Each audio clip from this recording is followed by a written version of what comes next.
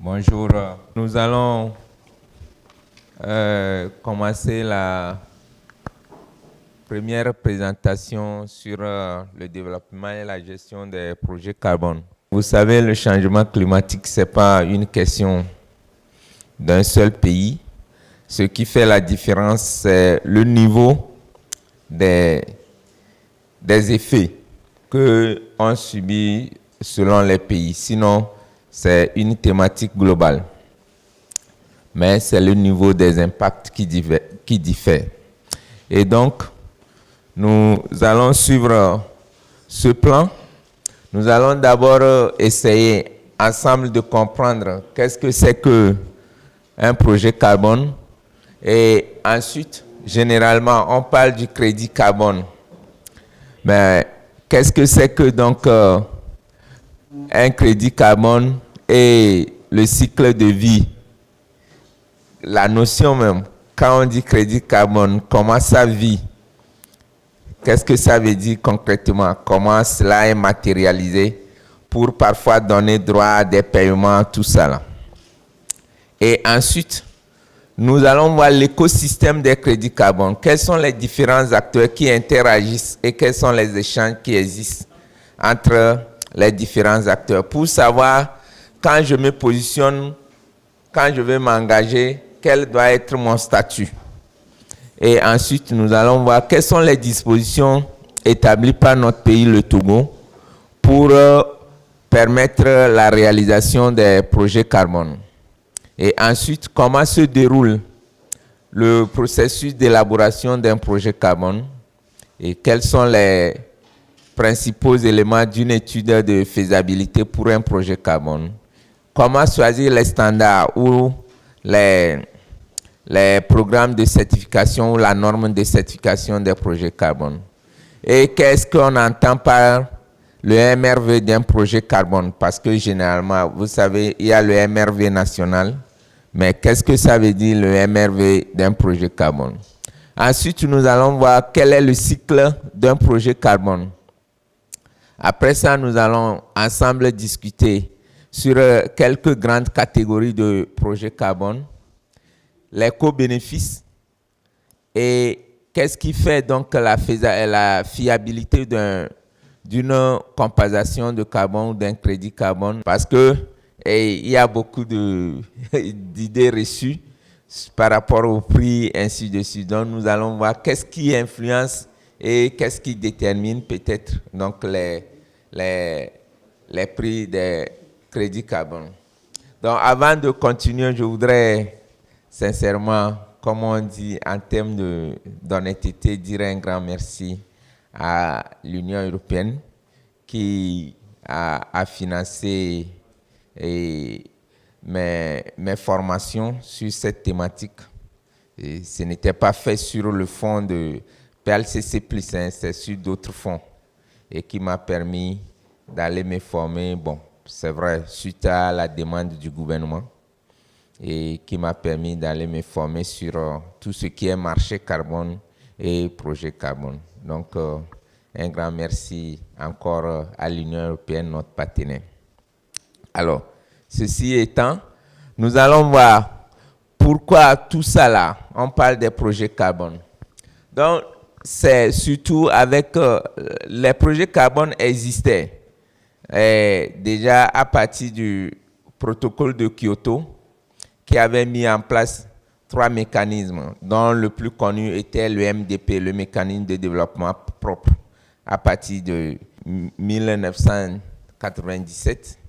Et donc, ça, nous verrons ça peut-être beaucoup plus demain, où le protocole de Kyoto avait mis en place un mécanisme beaucoup plus contraignant, mais qui incombait plus les pays développés et qui demandait aux pays développés de venir développer des projets de réduction de gaz à effet de serre dans les pays sous-développés. Et donc, nous, on était un lieu de développement de ces projets. Malheureusement, beaucoup de pays africains n'ont pas bénéficié de ce mécanisme-là parce qu'il y avait donc cette faiblesse technique qu'on ne s'est pas vite formé pour maîtriser. Je peux dire que les MDP où le protocole de Kyoto a plus profité aux pays de l'Amérique latine et de l'Asie, et surtout sud-est.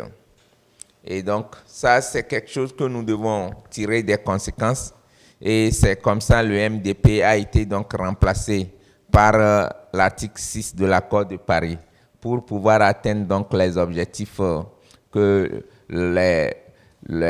l'accord de Paris s'est fixé, de limiter le réchauffement climatique à 1 degré, à 1,5 degré, ou bien en dessous de 2 degrés Celsius d'ici 2100. Et ça, ce n'est pas facile. Et pour y arriver, il faut au moins avoir des réductions d'environ 20 à 25 gigatonnes de CO2 par an d'ici 2035 pour pouvoir atteindre cette trajectoire de réduction de la température ou du réchauffement à 1,5 par rapport à la période pré-industrielle. Alors, sur cette base, il est donc estimé que le financement de la lutte contre le changement climatique doit être autour de 4,35 milliards de dollars par an d'ici 2030 pour pouvoir atteindre donc cet objectif-là. Et ce qui représente beaucoup d'enjeux. Et donc, pour y arriver, on s'appuie beaucoup sur donc, tout ce qui est mécanisme. Et nous parlerons peut-être plus en bas sur tout ce qui existe comme mécanisme de financement. Mais aujourd'hui, nous allons faire plus de focus sur les projets carbone. Sinon, donc c'est pour ça qu'on a mis un ensemble de batteries, de mécanismes de financement pour permettre au monde entier d'atteindre donc cet objectif. Alors, c'est quoi donc un projet carbone? Donc, comme vous le voyez, ce n'est pas quelque chose de difficile, c'est l'ensemble des activités qui entraînent des réductions ou des absorptions de CO2. Et généralement, vous savez, quand on dit CO2, c'est une conversion, c'est un équivalent. Ça veut dire qu'il y a un ensemble de gaz dont le plus connu est le dioxyde de carbone. Mais donc les autres sont convertibles. C'est pour ça qu'on dit de tel équivalent. Et donc celui qui a le fort pouvoir de réchauffement est donc le méthane, que tout le monde connaît, surtout lié à l'agriculture. Et voilà. Donc, mais ces projets carbone favorisent donc le développement. Ce n'est pas seulement pour la réduction ou l'absorption des gaz à effet de serre, mais aussi pour favoriser le développement durable et offrir des co-bénéfices à la population. Et ça, nous allons revenir de long en large sur ces aspects. Et donc, quand on dit projet carbone, ce n'est pas seulement pour les réductions ou les absorptions, parce que vous verrez plus en bas qu'il y a des nuances. Et en fonction, que ce soit réduction ou des absorptions, vous n'avez pas les mêmes qualités de produits et le produit n'a pas la même valeur sur le marché. Et donc, c'est important de connaître ces notions-là. Et donc, en termes de co-bénéfices, ça peut être, par exemple, tout ce qui est sécurité énergétique, la santé, l'assainissement, la création des emplois, la protection de la biodiversité. Mais ça fait partie donc d'un élément, nous allons revenir. Ça, c'est juste un avant-goût de ce que c'est que donc un peu la notion de co-bénéfice dans les projets carbone. Donc, les projets carbone, ce n'est pas seulement pour réduire le CO2 ou bien, voilà, mais c'est aussi des projets de développement pour ainsi dire.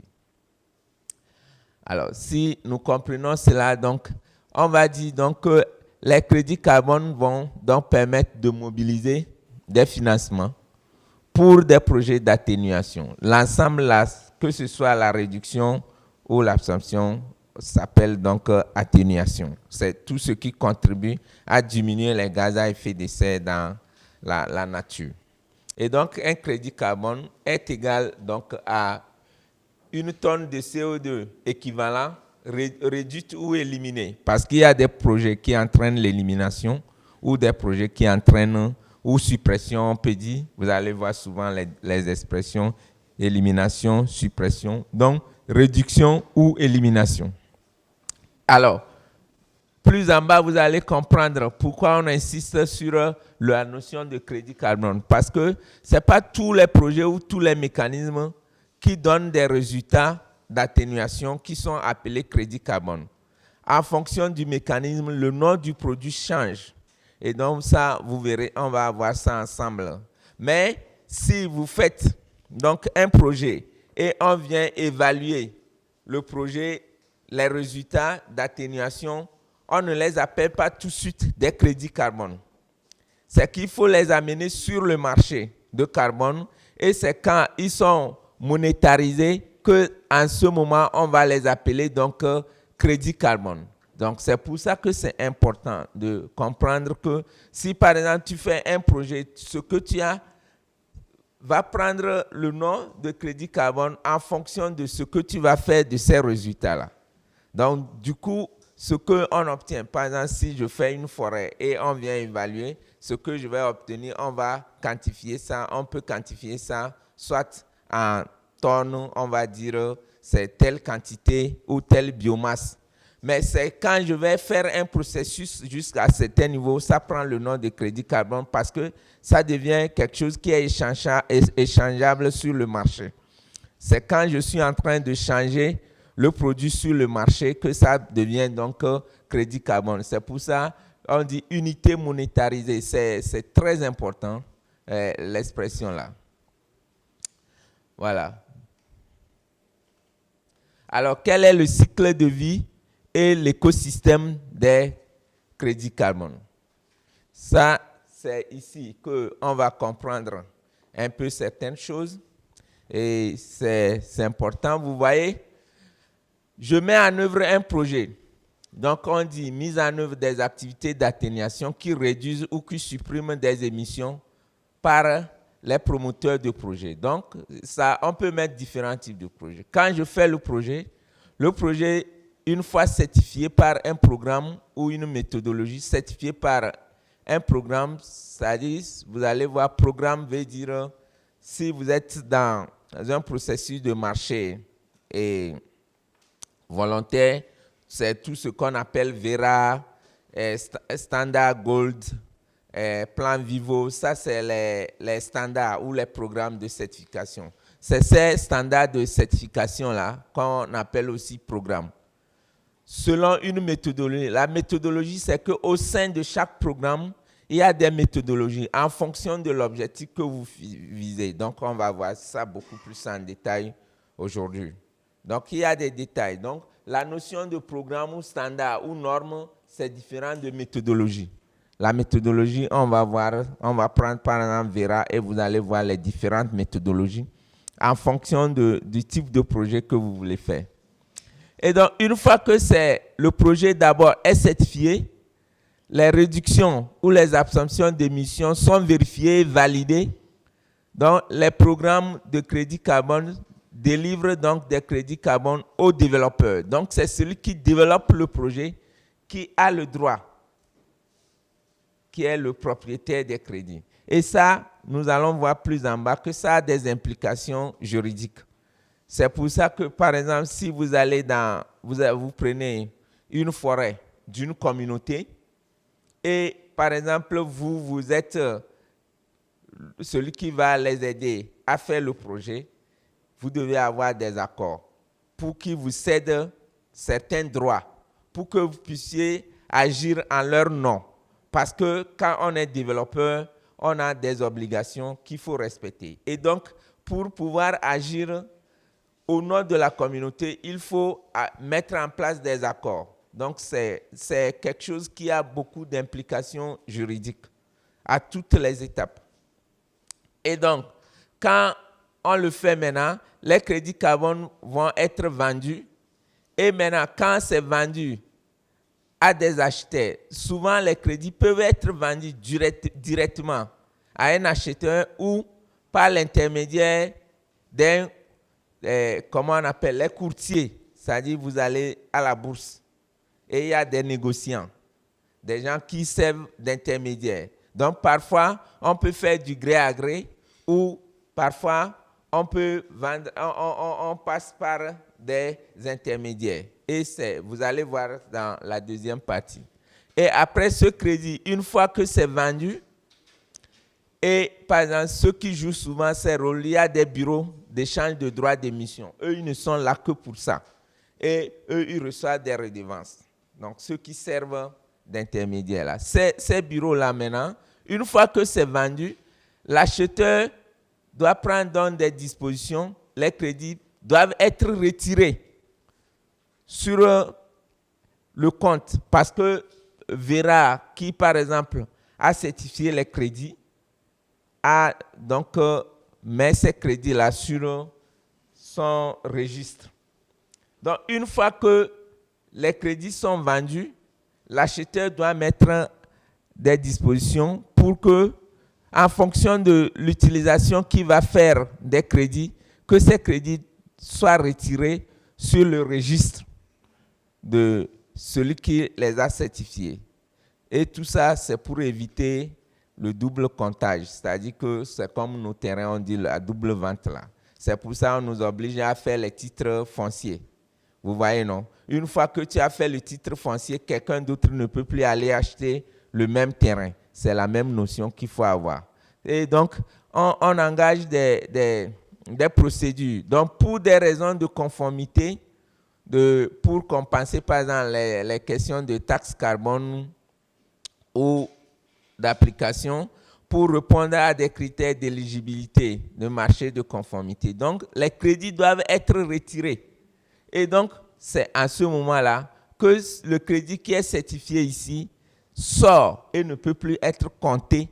Et donc, à ce moment, on s'est dit que vraiment, on a réduit ou on a éliminé le carbone de la nature. Et c'est considéré comme comptabilisé que ça ne va plus affecter donc, le changement climatique. Vous voyez? Et là, une fois que c'est retiré, ça veut dire que c'est pour ça que ce n'est pas aussi évident en termes d'effet sur le climat. Parce que quand c'est retiré, ça entraîne des implications. Ça veut dire que la personne qui les retire change sa manière d'émettre. Ça veut dire qu'il ne va plus, il a accepté qu'il doit respecter une norme. Et que donc, en fonction du retrait qui est fait, ces activités doivent être modifiées pour qu'il respecte un taux ou une norme d'émission. Donc, c'est un peu donc, le cycle de vie, c'est comme ça. Donc, quand on émet, ça fait ce tour-là et à un moment donné, les crédits sont retirés sur le registre et sont considérés comme validés, sortir du système. Et c'est ici, je ne sais pas si c'est ici, vous allez voir, c'est important de suivre cette partie parce que d'entrée de jeu, vous devez comprendre. Vous voyez les flèches là? Les flèches là. En fonction de la direction et de l'épaisseur de la flèche, ça implique quoi? L'argent. Comment l'argent circule dans le système du marché carbone.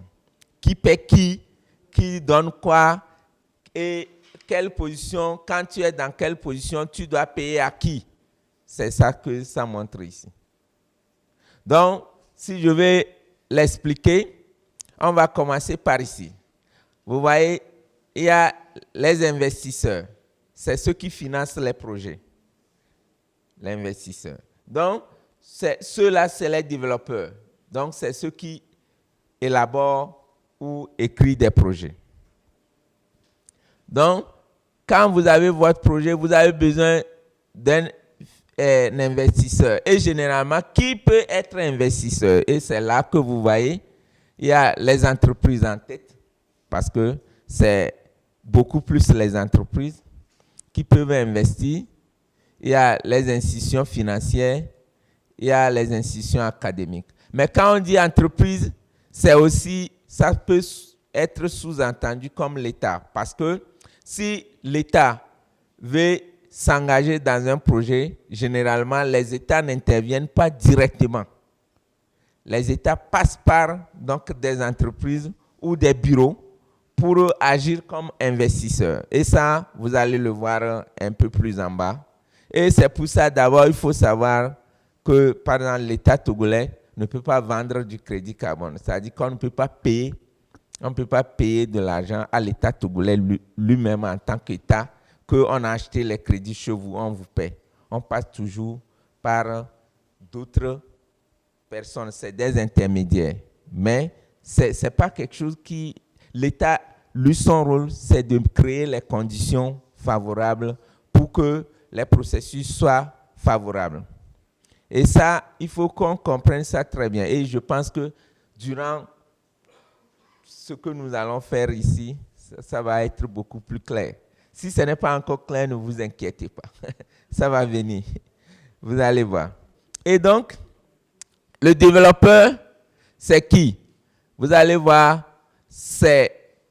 Donc, quel est le rôle du développeur? Lui, il conçoit les projets sur la base des consultations avec les parties prenantes et avec les architectes. Donc, qui peut être développeur? C'est le gouvernement, les ONG, les entreprises.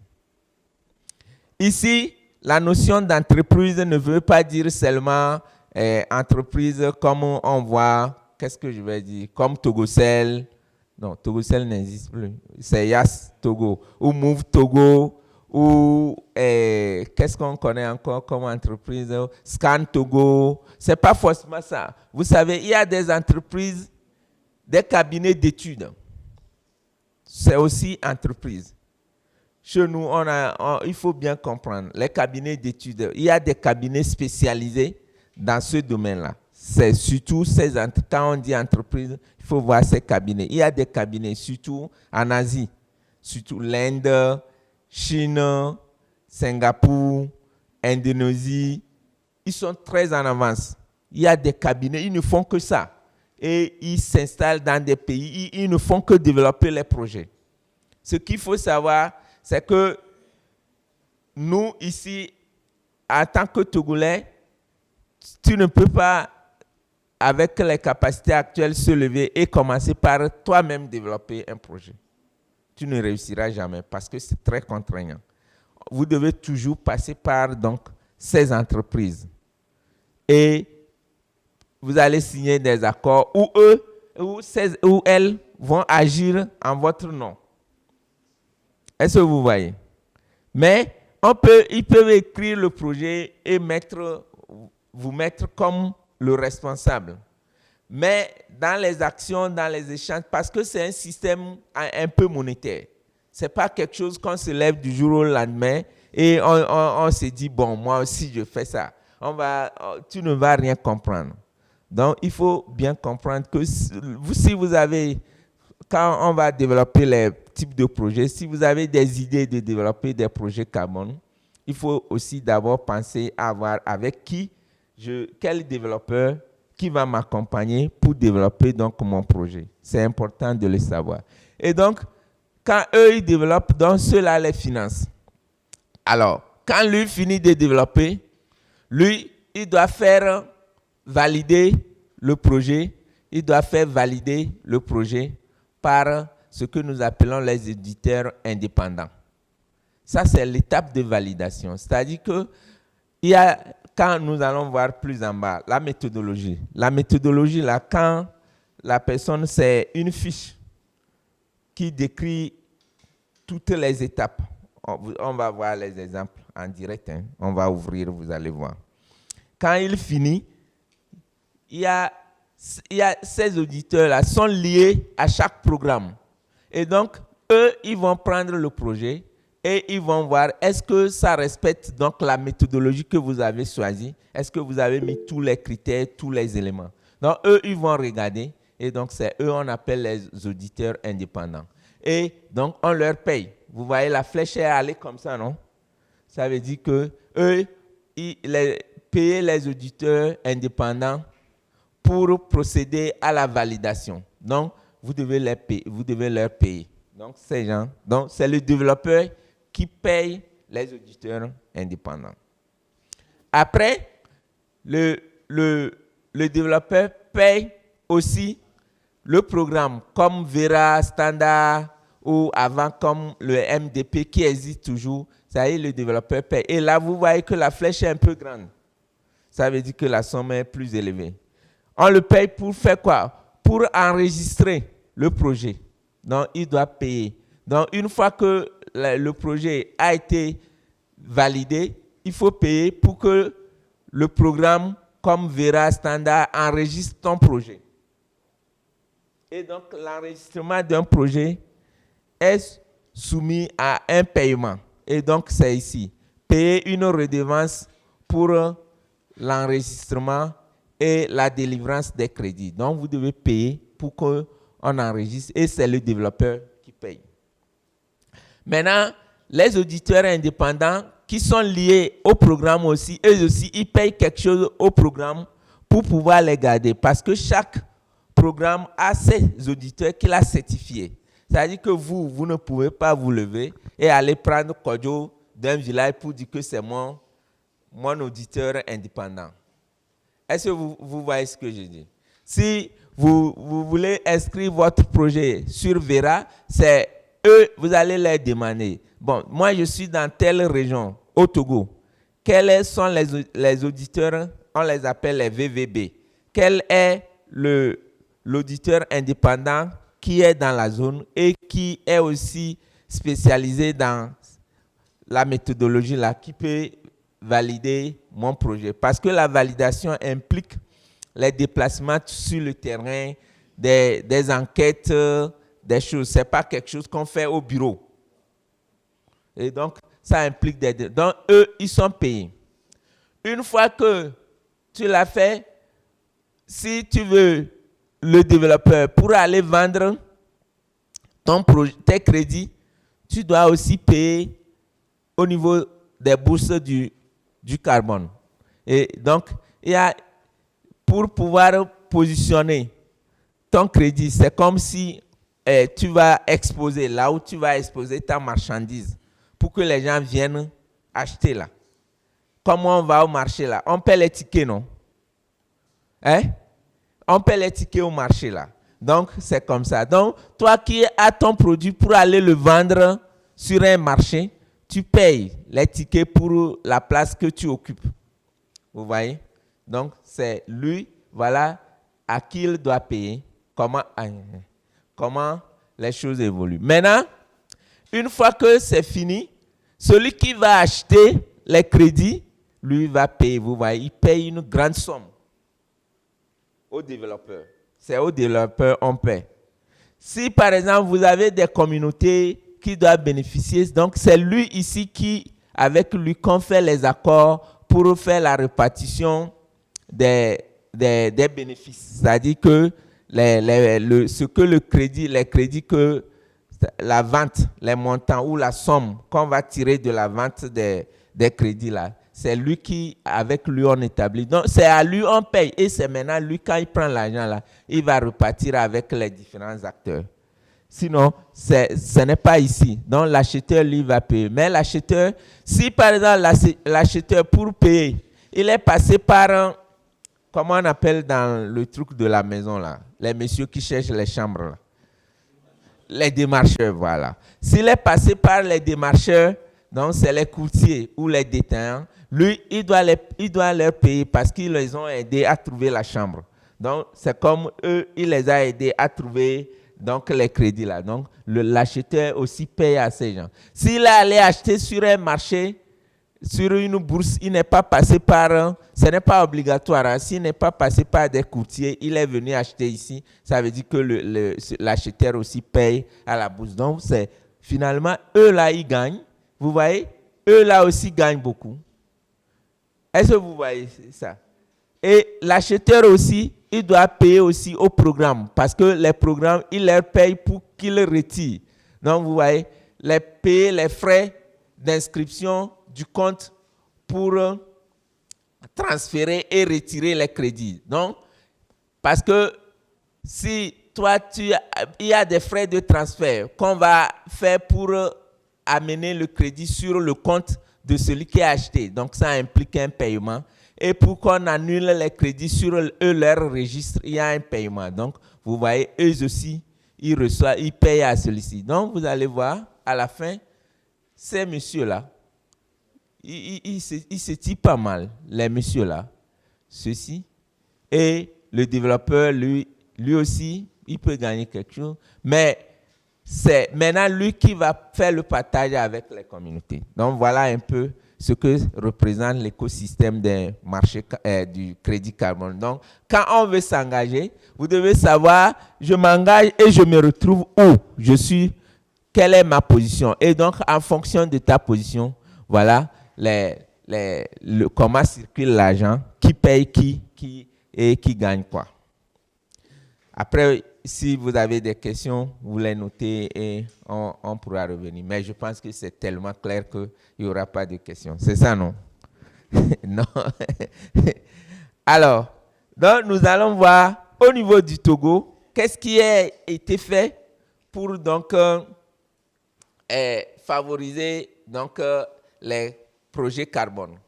Qu'est-ce qui est mis en place pour faire les projets carbone? Qu'est-ce qui se passe? Donc, c'est pour ça que nous devons donc répondre à la question. Quelles sont les dispositions établies par le Togo pour la réalisation des projets carbone? Donc, il y a quelques dispositions. Il y a la loi relative à la lutte contre les changements climatiques qui est donc adoptée.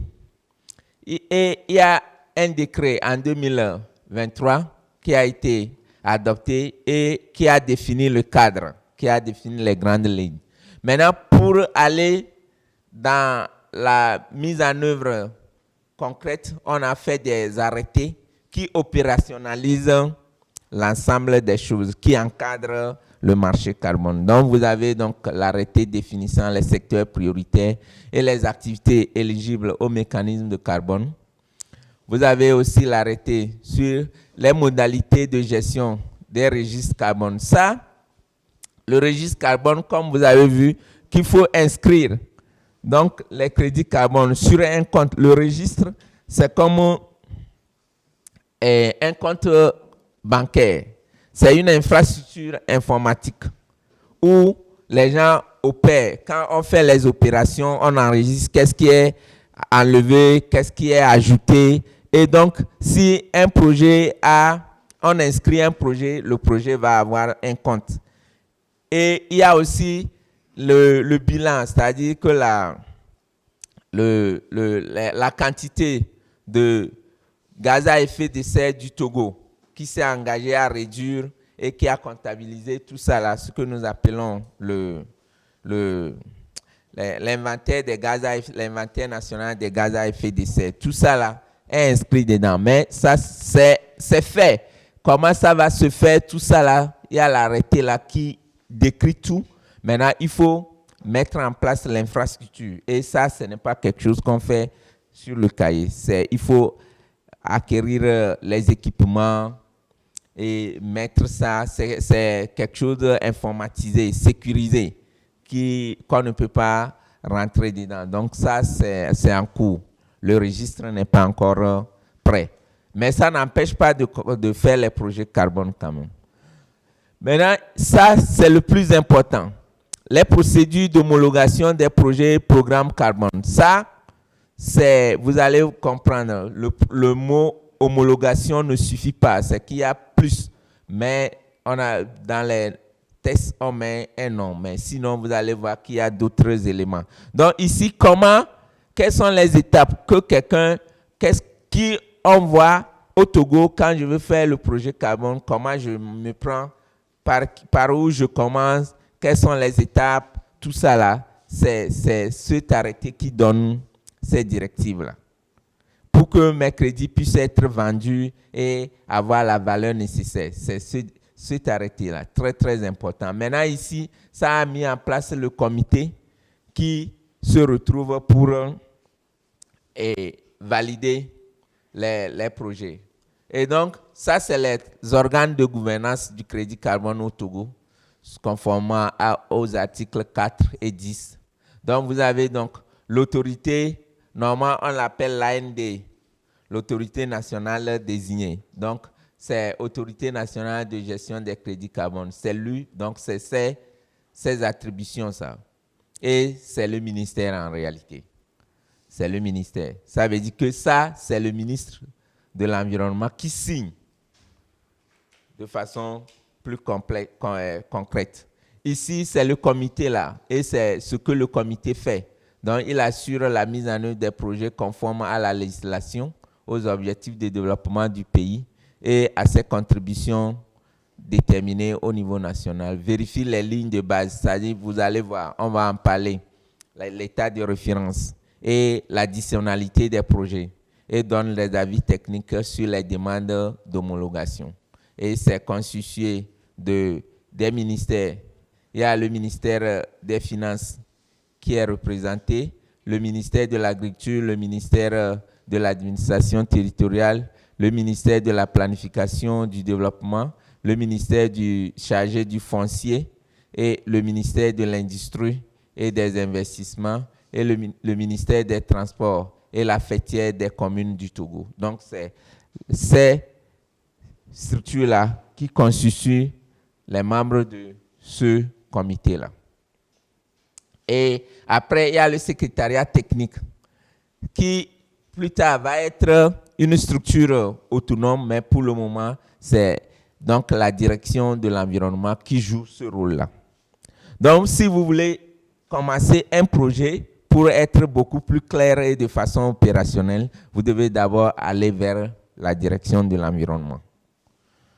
Si au Togo, quelqu'un veut commencer un projet, vous allez là-bas et c'est là-bas que vous allez avoir toutes les informations. Mais en attendant, il faut savoir qu'on va mettre aussi en place un site où désormais vous aurez toutes les informations. On est en train de mettre tout ça là en ligne, que vous pourrez accéder, même faire les procédures en ligne. Les soumissions, tout ça là. Alors, qui, par exemple, au Togo, peut faire un projet carbone? C'est ça ce que ça veut dire. Qui peut participer? Donc, c'est toute personne physique ou morale. Et donc, le Togo a opté pour une approche libérale. Ça veut dire que c'est pas fermé. Tout le monde qui jouit de ses droits peut s'engager à faire un projet carbone, que ce soit de nationalité togolaise ou non. Ça veut dire que c'est ouvert, à moins que à condition que tu respectes donc la législation nationale. C'est ce que ça veut dire ici. Et donc, personne physique et morale. Et on peut aussi donc procéder par transfert. Ça veut dire que on peut, par le jeu d'accord, vous transférez donc la responsabilité. Vous pouvez acquérir la responsabilité d'agir au nom de quelqu'un comme développeur. C'est ce que ça veut dire. Et le Togo, notre législation donne la possibilité de le faire. Donc, c'est une approche libérale. Ce n'est pas fermé. On n'a pas dit telle personne ne peut pas faire ou telle ne doit pas faire. C'est libéral. Mais, vous savez, tout ça là a été fait dans le cadre de ce que nous appelons donc l'article 6 de l'accord de Paris. C'est dans l'article 6 de l'accord de Paris qu'on a décrit les 3 mécanismes que je vais expliquer un peu plus en bas. Et donc, il faut ce que nous appelons l'ajustement correspondant. C'est-à-dire que quand, par exemple, selon des cas, quelqu'un prend les crédits carbone, fait un projet carbone au Togo et il va aller le vendre ailleurs, on va retirer la quantité que la personne a vendue là du bilan du Togo. Si par exemple le Togo a déclaré qu'il va s'engager à réduire par exemple 1000 gigatonnes, un exemple. Maintenant, en tant que quelqu'un a fait un projet carbone et donc il a allé vendre sur un marché, par exemple, il a vendu 100 gigatonnes. Le Togo ne peut plus rapporter à l'international qu'il a réduit 1000 gigatonnes. On va réduire les 100 gigatonnes du Togo. C'est ce qu'on appelle l'ajustement correspondant. C'est pour éviter quoi? Le double comptage. Comme on dit dans le jargon de la vente des terrains, là, double vente. C'est la même chose. Donc, pour éviter la double vente, ici on appelle ça le double comptage. Donc, pour éviter le double comptage, pour que le Togo puisse respecter ses engagements en termes de conditions déterminées au niveau national, donc le Togo a dit comment il va se prendre pour autoriser ou approuver donc, les projets carbone qui vont être réalisés. Et donc, il y a des conditions. Est-ce que vous voyez? Donc, on va voir qu'est-ce que le Togo dit. Maintenant, comme je l'avais dit en introduction, nous, dans le commun des mortels, on appelle tout crédit carbone. Mais ce n'est pas tout qui prend le nom de crédit carbone. Donc, en fonction du mécanisme, vous voyez, l'article 6 de l'accord de Paris a 3 mécanismes. Donc, il y a le mécanisme, le 6.2, qu'on appelle donc un mécanisme beaucoup plus qui permet aux États de faire des accords pour pouvoir transférer les crédits d'un pays à un autre. Ça, c'est les États qui interviennent. Et ça peut être des accords bilatéraux, des accords multilatéraux. C'est-à-dire qu'un pays peut signer des accords avec plusieurs États. Et dans ce cas, les entreprises peuvent agir comme investisseurs ou développeurs, mais ne peuvent pas signer l'accord pour transférer les crédits pour leur engagement propre. Ça, c'est ce que ça veut dire, le 6.2. Et dans ce cas, on appelle donc les résultats d'atténuation, on ne les appelle pas les crédits carbone, mais on les appelle les résultats d'atténuation transférés au niveau international, en abréviation ITIMO. On les appelle les ITIMO. Et quand c'est comme ça, ça veut dire que quand c'est comme ça, on fait ce qu'on appelle l'ajustement structurel. C'est-à-dire qu'une fois que, par exemple, le Togo a fait avec, par exemple, un pays comme la France, et la France fait un projet ici et va transférer les résultats chez lui, la quantité que le Togo a autorisée va être retirée du bilan du Togo. Comme je l'avais expliqué là, les 1000 là. Si par exemple, eux, ils ont transféré 100, le Togo, si le Togo a déclaré les 1000, on va retirer les 100, il va nous rester 900. C'est ça qu'on appelle l'ajustement correspondant pour éviter le double comptage. Mais l'article 6. Et c'est le plus avantageux pour les pays. Le 6.4, qui est ce qu'on appelle le programme des crédits carbone de l'accord de Paris. C'est le nom qu'on a finalement donné ça dernièrement, l'année passée. Le 6.4, lui, ces résultats, on les appelle les certificats de réduction d'émissions, mais souvent en abrégé les A64ER. C'est donc dans le jargon, quelque part, si vous voyez ces abréviations, vous devez savoir que ça veut dire que les crédits ou les résultats d'atténuation sont liés donc à l'article 6.4 ou bien généralement on coupe tout court, on dit les certificats de réduction. Quand c'est dans le cas de RED+, on ne les appelle pas, on fait les paiements basés sur les résultats, c'est-à-dire qu'on évalue la quantité de crédit carbone, mais là, c'est l'argent qu'on donne directement. Quand vous utilisez les standards internationaux sur le marché volontaire, comme ce que je venais de dire, Vera, Gold Standard, Plan Vivo, etc., là, c'est en ce moment-là que ça prend le nom de crédit carbone. Mais là aussi, il y a des nuances techniques que par exemple, le crédit carbone peut être appelé autrement. Mais si je mets tout ça là, ça va devenir trop complexe. Donc, il faut savoir au moins que c'est comme ça. Sinon, on va les appeler les crédits évités, les crédits certifiés, les crédits de compensation, ainsi de suite. Ça en fonction de l'objectif, ça prend d'autres noms. Mais retenez seulement que c'est crédit carbone quand vous êtes dans les mécanismes de marché volontaire. C'est ça. Alors, qu'est-ce que la vision du Togo dit? Ça, c'est important. J'ai mis tout parce qu'il faut comprendre tout Ce n'est pas quelque chose qu'on change. On ne peut pas faire de résumé ici.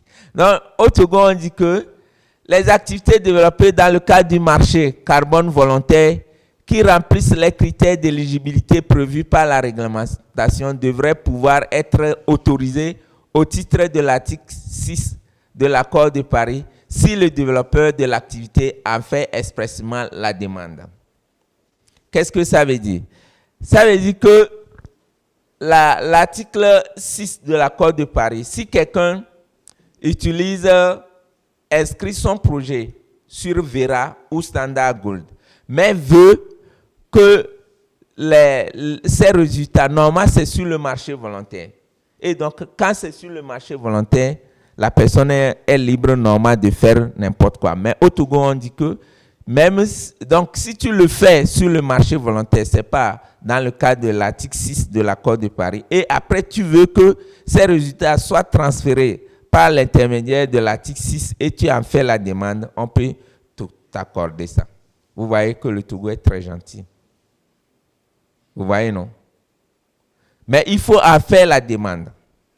Si tu en fais la demande. Parce que, généralement, moi, je vois, vous allez voir quand on va revenir, j'ai vu plein de gens qui inscrivent des projets carbone, et ils ne disent rien. Ils ne viennent obtenir aucun papier. Leurs résultats ne seront pas vendus cher. Parfois même, ils ne vont pas trouver quelqu'un qui va acheter. Ça, c'est ce que les gens ne savent pas. Si vous n'avez pas rempli les critères, pour que on va parler plus en bas de ce qu'on appelle la qualité des crédits carbone ou la crédibilité. Si vous n'avez pas les papiers nécessaires, votre produit n'a pas de valeur.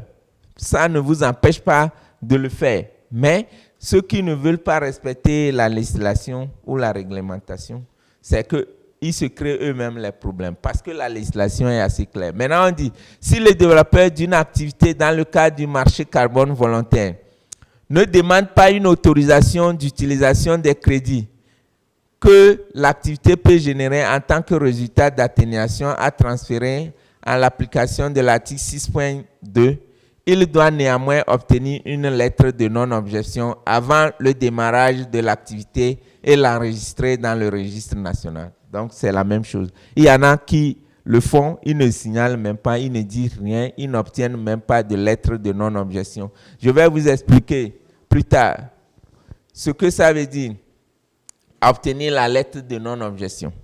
Si l'activité de réduction des émissions ne remplit pas les critères d'éligibilité prévus par la réglementation, le développeur de l'activité doit obtenir une lettre de non-objection avant le démarrage de l'activité et l'enregistrer dans le registre national.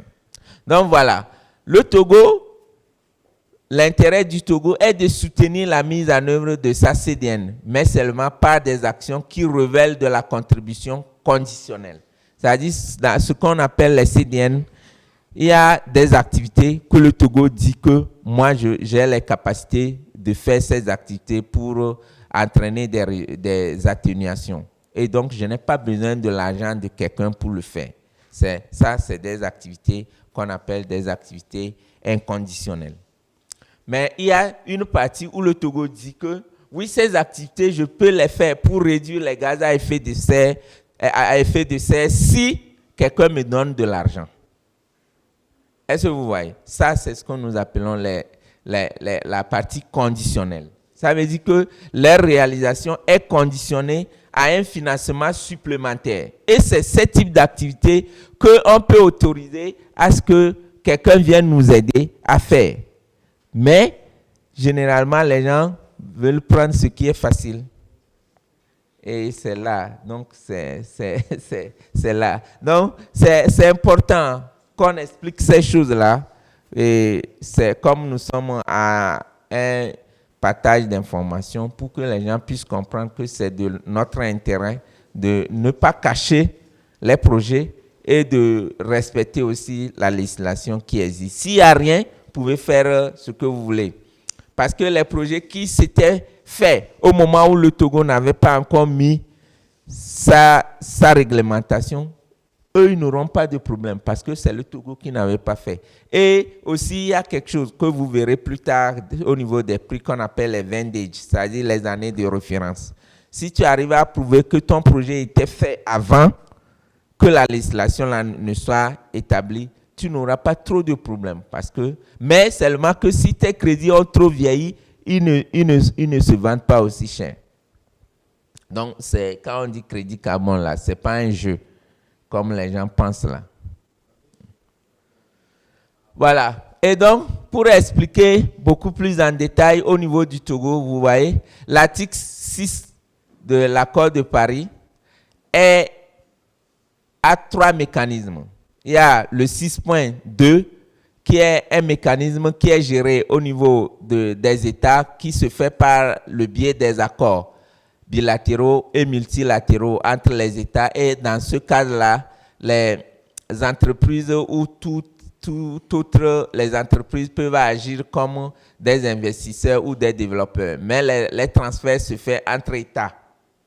Et là, généralement, ce type de résultats vise à contribuer à l'atteinte des engagements des autres pays. C'est-à-dire qu'un pays comme le Qatar, qui est un pays pétrolier, et donc qui émet beaucoup, va venir signer un accord avec le Togo pour faire des projets ici et transférer ces résultats-là pour remplir ses CDN.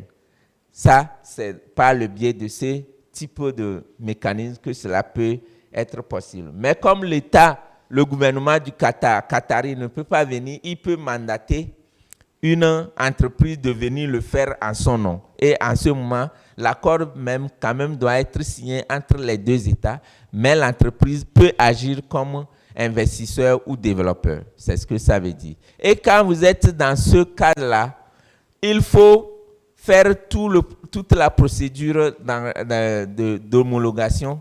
Et à ce moment, l'autorité nationale, c'est-à-dire le ministère de l'Environnement, vous donne ce que nous appelons la lettre d'autorisation. Cette lettre d'autorisation signifie que le Togo a accepté et que la quantité de crédit carbone que vous allez pouvoir générer va être sortie du bilan du Togo. Donc, quand vous donnez la lettre d'autorisation, ce n'est pas une simple lettre. Ça a des implications. Ça veut dire que on va faire l'ajustement correspondant. Donc, l'ajustement correspondant veut dire qu'on va retirer la quantité que vous allez comptabiliser chez vous. On ne peut plus comptabiliser ça sur le compte du Togo.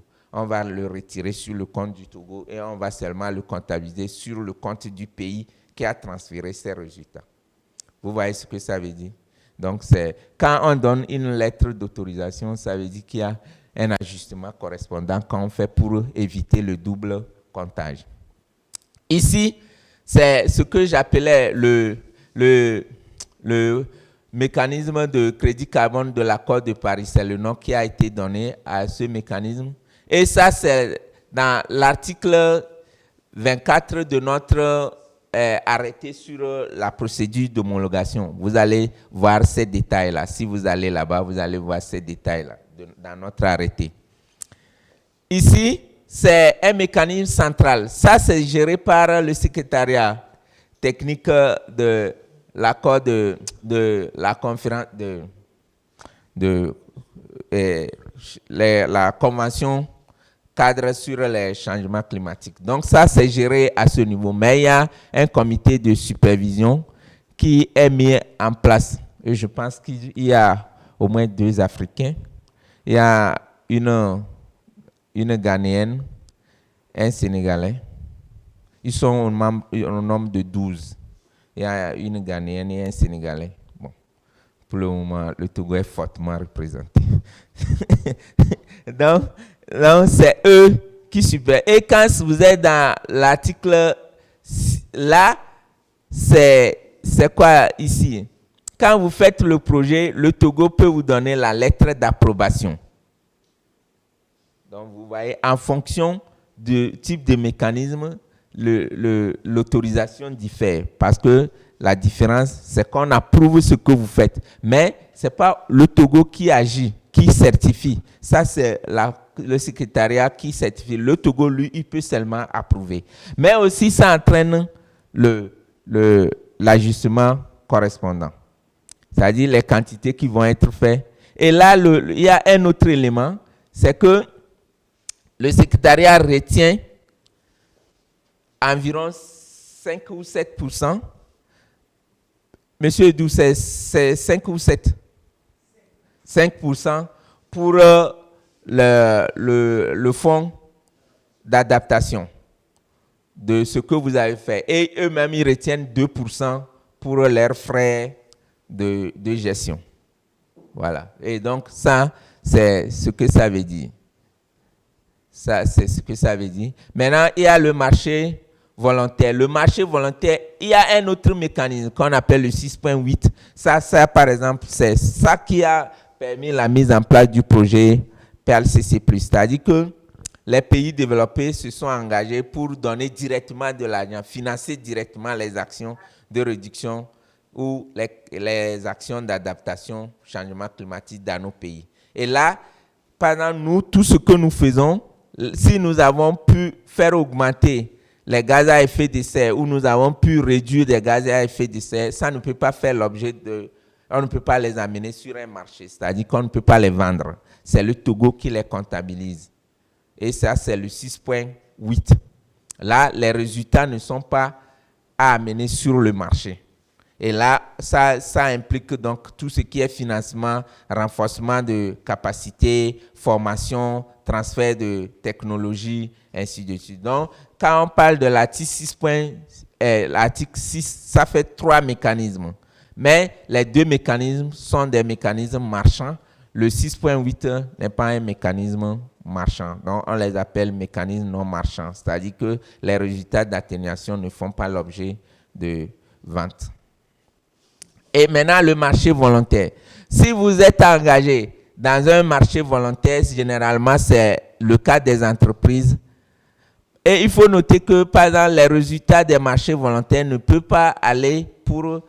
les États ne les utilisent pas pour leur CDN. C'est seulement les entreprises qui peuvent utiliser les résultats, les crédits carbone issus des marchés volontaires pour remplir, eux, leurs engagements volontaires. C'est la nuance qu'il y a.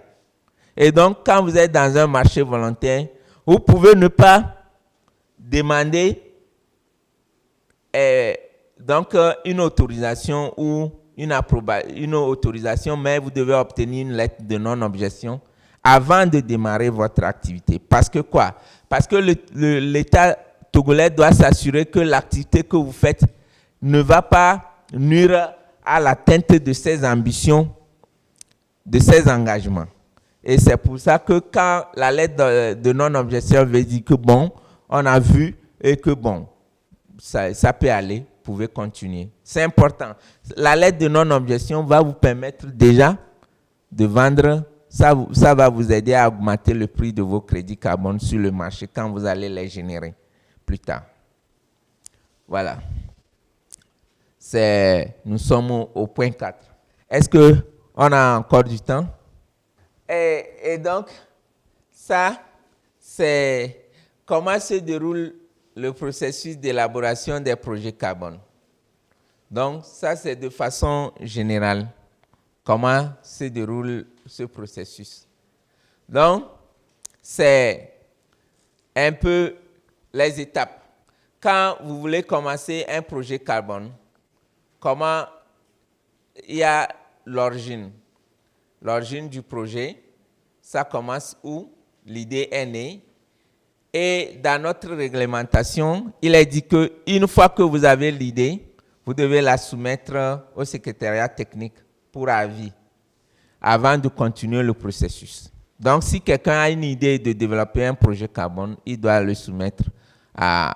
Il y aura un formulaire qui est en train d'être mis en œuvre et donc qui vous permet de soumettre l'idée. Après cette étape, il y a ce que nous appelons l'étude de faisabilité. Donc, vous devez faire une étude de faisabilité pour vous assurer que le projet est rentable. Parce que, comme vous l'avez vu, il y a des implications. Mais si vous ne faites pas quelque chose pour vérifier, vous risquez de faire quelque chose qui ne va pas donner de résultats. Donc, on va revenir sur quels sont les éléments qui rentrent dans ce que nous appelons étude de faisabilité. Après, il y a la phase de conception. Donc, vous devez écrire le projet. Après sa validation, Et une fois que vous faites la mise en œuvre, il y a les vérifications et après, on génère les crédits. Donc, généralement, l'ensemble de ce processus-là, pour arriver à émettre des crédits, il faut s'attendre minimum à 2 ans.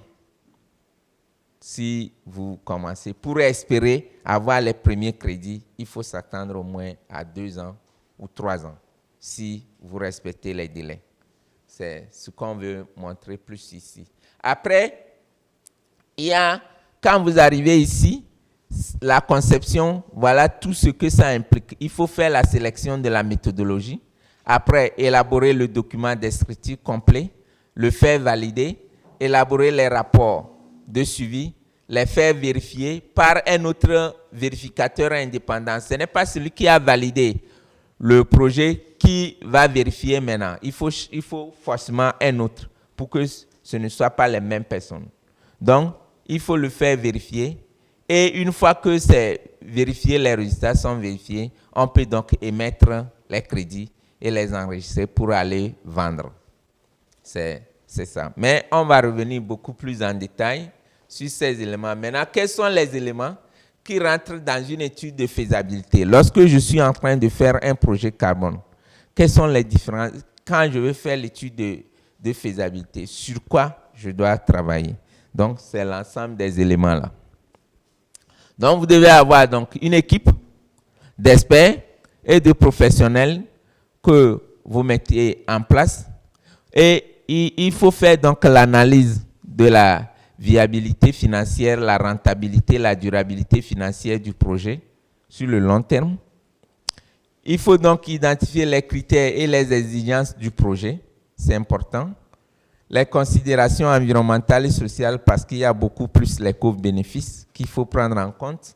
Il faut analyser le marché, parce qu'il y a certains projets, vous verrez, quand on va parler des catégories de projets, il y a certains projets qui ont peu de valeur sur le marché. Après, quand vous allez vouloir vendre vos crédits, vous pouvez avoir les problèmes. Donc, vous devez faire une étude de marché pour voir quelle est la tendance actuelle. Et est-ce que le marché cherche quel type de crédit? Parce que, comme je l'ai dit, vous avez des crédits de réduction, des crédits d'élimination. Généralement, les crédits d'élimination sont plus recherchés, ont plus de valeur. Donc, et en fonction de la tendance, est-ce que c'est un projet basé sur la nature ou c'est un projet basé sur la technologie? Ça, on va revenir. Donc, ces éléments-là doivent être pris en compte dans votre étude de faisabilité pour voir qu'est-ce que je suis en train de faire. Est-ce que ce que je m'engage, est-ce que ce que je suis en train de vouloir faire va être porteur et pour demain, et quelles sont les exigences que je dois respecter. Et donc les exigences légales, c'est-à-dire qu'on va étudier le cadre réglementaire du Togo pour voir qu'est-ce qui est faisable, quelles sont les exigences du Togo, ainsi de suite. Donc voilà en gros l'ensemble des éléments qui rentrent dans ce que nous appelons étude de faisabilité. Maintenant, on a parlé comment choisir les standards de certification des projets carbone. Ça, pour les choisir, il faut tenir compte de plusieurs exemples. Il faut voir quel est le type de projet. Est-ce que c'est un projet qui va entraîner des atténuations ou de la séquestration, ou bien c'est un projet qui a plus d'avantages sociaux, environnementaux. Donc, vous devez tenir compte de tout ça là pour choisir. Et généralement, si vous allez vers tout ce qui est énergie renouvelable, efficacité, vous allez voir le VCS, c'est-à-dire ce que c'est. Vera est composé de 5 normes. Donc, la norme qui s'occupe des projets carbone s'appelle le VCS. Donc, vous allez voir généralement, on va dire VCS. Ça veut dire Vera aussi. Vera, c'est un conglomérat de certification composé de 5. Maintenant, la norme qui s'occupe des projets carbone s'appelle VCS. Et si c'est un projet de séquestration, tout ce qui est reforestation, agriculture, c'est beau. Mais si vous avez plus de co-bénéfices, c'est Gold Standard. Et les exigences varient. Le VCS est plus flexible et couvre beaucoup de projets, alors que Gold Standard est plus exigeant et exige plus de co-bénéfices, surtout sociaux. Et donc, ce qui fait que les crédits, les coûts le gold standard est plus valorisant. Si vous avez des crédits issus de gold standard, c'est plus valorisant. Et les crédits de VCS, les deux là dominent le marché volontaire. Il y a d'autres mécanismes que je ne vais pas développer ici. Le Corsia, ça c'est dans le cadre de l'aviation civile. Il y a une réglementation qui est en cours sur l'aviation civile, Corsia, mais qui exclut aussi les pays en développement comme nos pays, le Togo, nos compagnies ne seront pas soumises. Et là aussi, même les compagnies des pays développés, les vols domestiques ne seront pas comptabilisés, c'est seulement les vols internationaux. Donc, ça, c'est, si on veut faire chaque chose, c'est un développement. Et il faut au moins 2 semaines pour vraiment, ça c'est juste, on fait les parcours. Et généralement, les entreprises privilégient Gold Standard pour surtout leurs besoins en termes de RSE. Ils privilégient plus le Gold Standard.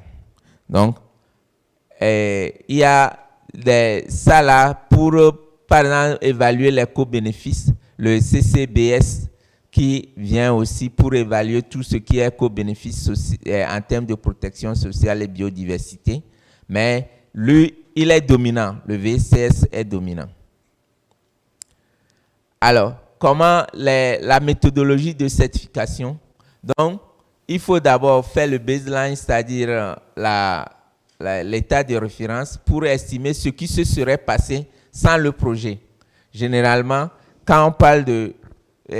on va revenir sur ces aspects en termes d'additionnalité, mais c'est déjà savoir que il y a des idées reçues qu'il faut essayer d'éliminer. Quand on fait un projet carbone, on ne vient pas prendre ce qui est là. Ce qui est là ne sera jamais comptabilisé. Donc, c'est ce que les actions de la personne vont contribuer à ajouter. Par exemple, si prenons une forêt d'Alibi. Si on veut faire un projet carbone, le carbone qui est stocké à ce stade-là n'est pas comptabilisé, est considéré comme l'étape 0. Si on va t'évaluer des crédits carbone pour aller vendre, c'est quand tu as commencé par faire ton projet-là. Ce que les impacts que le projet a pu contribuer et donc le carbone qui s'est ajouté à ce qui était là, c'est ça qui est comptabilisé. Est-ce qu'on se comprend? Généralement, les gens disent non, ils vont venir prendre nos forêts, nos choses. Non, on ne prend rien. Si tu mènes des actions et ils n'ont pas contribué, c'est ça la notion d'additionnalité, on va revenir. Si ça n'a pas contribué à ajouter quelque chose, tu ne gagnes rien. C'est pour ça qu'il faut faire l'étude de faisabilité pour voir est-ce que les actions que je vais faire vont contribuer. C'est pour ça que j'entends parfois d'autres dire non, nous on a fait notre forêt pour avoir les crédits carbone. Non! Si, et aussi les gens disent non, moi je ne veux pas qu'on touche à ma forêt parce que je vais avoir des crédits, tu n'auras rien. Imaginez que la forêt est bien protégée. Si la forêt est très bien protégée et tu fais un crédit carbone, il va être difficile que tu ajoutes quelque chose. Je ne sais pas si vous comprenez. Mais si tu as une forêt où il y a des zones dégradées, des choses comme ça, et tu fais un projet carbone pour dire que voilà, je vais amener ma forêt à ce stade-là. Donc, toutes les actions que tu vas faire vont contribuer à ajouter quelque chose à ce qui était là. À ce moment, c'est ce que tu ajoutes là. Tu peux avoir beaucoup de crédits carbone à aller vendre. Donc, c'est souvent l'inverse de ce que les gens... Je vois des gens qui disent, nous, on fait le reboisement pour bénéficier des crédits carbone. Si tu commences ton reboisement, avant d'inscrire le projet, tu n'auras rien. Ça veut dire que tu dois d'abord inscrire ton projet sans faire de reboisement. Et donc, après, faire le reboisement. Et donc, quand tu fais le reboisement, ce que le reboisement ajoute à ce qui était là, c'est ça qui va être amené sur le marché carbone. Vous voyez? Donc, c'est important d'avoir cette compréhension. Sinon, généralement, on dit des choses, mais c'est le contraire. Est-ce que vous voyez? Donc, c'est pour ça que nous tenons à partager ces informations. Et donc, ça implique de faire des calculs de ce qui aurait été libéré si la conversion. Ça, c'est, par exemple, tu vas dire, ma forêt serait coupée si je n'avais pas fait le projet. Et donc, on comptabilise, on se dit que tu te mets dans l'hypothèse que si on n'a pas fait le projet là, par exemple, les gens vont venir couper cette forêt. Comme la forêt de Bago qui est en train d'être exploitée. Aujourd'hui, les gens se sont retirés. J'étais là-bas il y a quelques semaines, on a vu, si vous voyez, c'est tellement joli. Mais c'est à ce moment-là, par exemple, qu'il faut inscrire cette forêt, par exemple, si tu veux faire un projet carbone. Et commencer par faire les actions, mais pas forcément du reboisement. Parce que le reboisement, tu peux faire la mise en défense. Parfois, le reboisement qu'on fait, en termes de crédit carbone, n'ajoute pas grand-chose si tu n'utilises pas de bonnes espèces. Si tu vas mettre des espèces parce que ces espèces grandissent vite. Non, généralement, c'est le contraire. Même les espèces qui grandissent vite n'ont pas une grande quantité de carbone. Parce que la notion de carbone est liée à la densité du bois. Quand vous avez un bois qui a une grande densité, ça veut dire que ce bois-là va croître moins vite. Quand un bois croît vite, ça veut dire que sa densité est faible. Et donc, la hauteur du bois, du pied, ne donne pas forcément la grandeur de la quantité de carbone. Et donc, une fois qu'on le sait, ça nous permet dans nos choix, en fonction de l'objectif qu'on veut atteindre, de savoir ce qu'on veut. Et donc, on me dit qu'on va s'arrêter là et on va passer aux questions-réponses pour aller à la pause et on va revenir continuer. Merci beaucoup. Merci beaucoup au docteur Atsri pour la présentation. Vraiment très clair. Nous avons été un peu en retard, mais bon, le peu qu'on a suivi déjà, la thématique abordée est une thématique vraiment très importante pour nous. Et vraiment, nous aimerions avoir quelques précisions, quelques informations pour pouvoir savoir l'utiliser dans notre domaine d'intervention. Bon, pour le moment, j'aimerais avoir quelques idées sur le bilan. Je pense que ça fait un peu longtemps que le Togo s'est engagé dans cette démarche-là. Où en est-on par rapport aux projets carbone qui ont été initiés? On en a combien qui ont été initiés et qui ont connu, je ne sais pas, la vente de crédits carbone et autres, ou bien qui ont été homologués jusqu'à atteindre l'objectif visé. Donc, par rapport à ça, déjà, j'ai attendu le nom de Edou dans la salle. Je voudrais savoir si à peu près, par rapport aux questions de contribution déterminée nationale, où en est-on par rapport à notre engagement, à l'engagement du Togo, par rapport à cette question de contribution déterminée? Quelle est notre contribution à l'heure actuelle? Où en est-on? Je pense que c'est dans cette logique que le pays s'est engagé dans la démarche de budgétisation verte. Et dans cette démarche-là, j'aimerais savoir, est-ce que avec cette démarche qui nous amène à avoir des budgets verts, est-ce que nous arrivons à quantifier nos actions, nos interventions en termes de contribution liées à notre engagement à l'accord de Paris? Maintenant, bon, je crois aussi, j'ai attendu que le coordonnateur Etchri parler des différents projets. Nous sommes dans les infrastructures. Nous, ce que nous recherchons le plus souvent, c'est d'avoir des financements. Maintenant, quels sont les types de projets qu'on peut lier au domaine d'infrastructure, domaine infrastructurel, qui peut nous amener à avoir accès aux fonds verts, à avoir accès à certains financements des produits qui contribuent soit à l'atténuation ou bien, bon, je ne sais pas si le terme ou bien la notion d'adaptation s'y est ici, mais qui contribuent à ces différentes notions-là. Comment élaborer ces projets sur le plan gouvernemental? Comment vous pouvez nous accompagner à initier des projets ayant trait aux aménagements infrastructurels qui pouvaient quand même nous amener à avoir accès à ces financements de fonds verts? On en parle, mais le plus souvent, bon, à ma connaissance, nous n'avons pas encore idée d'un projet comme ça financé par ces fonds-là, ou bien un projet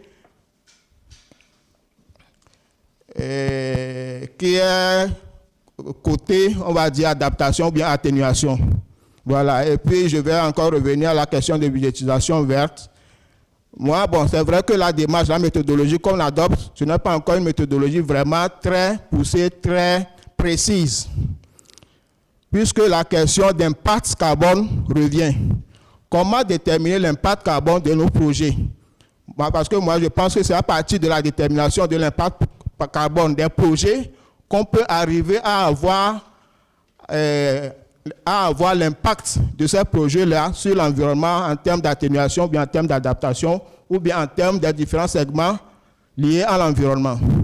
Je vous remercie. Merci au coordonnateur vraiment pour les informations qu'il a partagées avec nous. Moi, je voudrais avoir un peu de clarification par rapport au coût du crédit carbone par rapport à la technologie ou bien à la méthodologie. Bon, nous tous, nous le savons que le coût des crédits carbone, c'est en fonction du type de projet ou bien du type de méthodologie utilisée. Maintenant, ce que je voudrais comprendre, supposons que je voudrais acheter des crédits carbone pour peut-être respecter mes engagements au niveau de mon entreprise et que je vais sur le marché carbone. Je vois quand même que les crédits carbone générés par exemple, un projet d'énergie renouvelable sont plus chers, par exemple, qu'un projet de foresterie. Bon, maintenant, quel est l'avantage pour moi d'aller acheter des crédits carbone issus d'une technologie plus chère que des crédits carbone générés par une technologie moins chère? C'est-à-dire, autrement dit, un crédit carbone n'a pas la même valeur selon les projets ou bien selon les technologies. Je ne sais pas si vous percevez ma préoccupation. D'accord. Maintenant, l'autre question, bon, elle est un peu plus simple. C'est par rapport aux différents coûts à payer durant le cycle du projet. C'est-à-dire pour les vérifications et au niveau des bourses, tout ça là. Est-ce que c'est des coûts fixes ou bien des coûts forfaitaires ou bien c'est des pourcentages en fonction du projet? Merci beaucoup. On se rappelle qu'on a eu à mettre en place des actions de fonds verts au niveau national. Fonds vert pour le climat, qui avait aussi un organe de gouvernance qui est semblable ou similaire à celui qui est mis en place dans le cadre du crédit carbone. Et je voudrais savoir s'il y a un lien entre les deux, fonds vert pour le climat et crédit carbone. Est-ce que c'est deux organes distincts ou c'est le même organe qui s'occupe de ces deux programmes? Et la seconde, elle est liée à la préoccupation du premier interlocuteur. C'est de voir au niveau national si des projets ont été déjà inscrits dans le cadre du crédit carbone, quels ont été ces projets-là et les résultats au niveau national. Ma troisième préoccupation est liée à une forêt. Vous venez de parler de la forêt communautaire de Bago. Si cette forêt avait été inscrite et avait pu générer des crédits carbone, et qu'actuellement c'est l'effet contraire qui se produit, ce qui veut dire que peut-être 10 ans après, cette forêt est totalement détruite pour des besoins d'investissement, quelle sera la réaction au niveau du crédit, du marché carbone par rapport à ce projet-là qui était déjà inscrit? Surtout quand on sait que ce n'est pas un projet d'élimination de carbone, mais d'atténuation. Merci à vous, je m'arrête là. Ici, c'est le professeur Nkere. Je voudrais remercier le présentateur pour sa communication. Ma première question est celle-ci. Il a dit qu'un projet carbone peut durer 2 à 3 ans avant son aboutissement. De façon concrète, si je veux faire par exemple une plantation, je veux faire une agroforesterie au bénéfice, bien sûr, de la communauté va en profiter, mais aussi c'est une manière d'atténuer la pollution donc, de l'environnement. et j'acquiers 10 hectares par exemple, devrais-je attendre 2-3 ans avant le démarrage du projet, ou puisque vous avez dit que ce qui est déjà fait avant le financement n'est pas, bien ça, le début du projet n'est pas comptabilisé dans les crédits carbone. Donnez-nous plus d'explications pour qu'on puisse comprendre, parce que à mon avis, ça me paraît un peu trop long. Et les démarches administratives à mener, vous venez de l'expliquer, me semblent complexes et difficiles à atteindre. Il faut vraiment du temps, il faut des démarches, il faut tourner avant d'atteindre. Est-ce que ce n'est pas une manière de limiter l'appropriation des fonds au niveau des bénéficiaires? Encore, les intermédiaires. Vous avez dit qu'on ne peut pas se lever tout de suite pour aller sur le marché soi-même et présenter son projet. Il faut des intermédiaires, des développeurs, des entrepreneurs par lesquels il faut passer ailleurs. Vous avez parlé de 2% de prélèvement, 5% ailleurs. Au finish, je me demande combien reviendra enfin même au porteur du projet pour sa réalisation. Si l'argent va partir comme ça, partout, on va égrener un peu les fonds à tous les niveaux. Finalement, on aura combien pour réaliser le projet? De façon concrète, est-ce que ce processus-là permet d'épuiser les fonds alloués? Vous avez donné un montant, je ne sais pas combien, vous avez donné un certain nombre de milliards qu'il faut chaque année. Bon, finalement, est-ce que vraiment cet argent est épuisé chaque année avec des conditions assez complexes telles que vous l'avez présenté? Est-ce qu'on arrive à consommer le budget annuel dans le cadre de l'atténuation ou l'adaptation au changement climatique? Je vous remercie. Je voudrais savoir quelles sont les conséquences de l'ajustement correspondant pour le pays dans lequel le projet a été mis en œuvre. Merci. Merci pour vos questions. Et je vais répondre. On est nombreux ici. Il y a mes collègues qui sont là. Monsieur Edou, qui est le point focal des mécanismes carbone. Et il y a Monsieur Dutoitou, qui est le coordonnateur RED+. Et donc, on est assez nombreux. Il y a même les gens en ligne qui vont ajouter. Alors, je commence par la dernière question. La conséquence, c'est pour l'ajustement correspondant, c'est justement que le pays puisse contrôler qu'il n'y ait pas trop de fuites. On va revenir, il y a ça en bas. Les fuites, c'est-à-dire que les gens ne prennent pas nos efforts pour aller vendre. Et donc, ça permet au pays de contrôler, de stabiliser pour qu'on puisse aussi tenir nos engagements. C'est-à-dire, c'est pour ça qu'on a dit que c'est les activités qui sont mises au conditionnel qu'il faut prioriser pour pouvoir permettre aux gens pour faire l'ajustement correspondant. Et donc, l'ajustement correspondant évite d'abord le double comptage, que par exemple, des crédits qui sont émis ne soient pas comptés doublement au niveau international, et pour le pays de pouvoir garder le contrôle pour le respect de ses engagements pris vis-à-vis de la communauté internationale.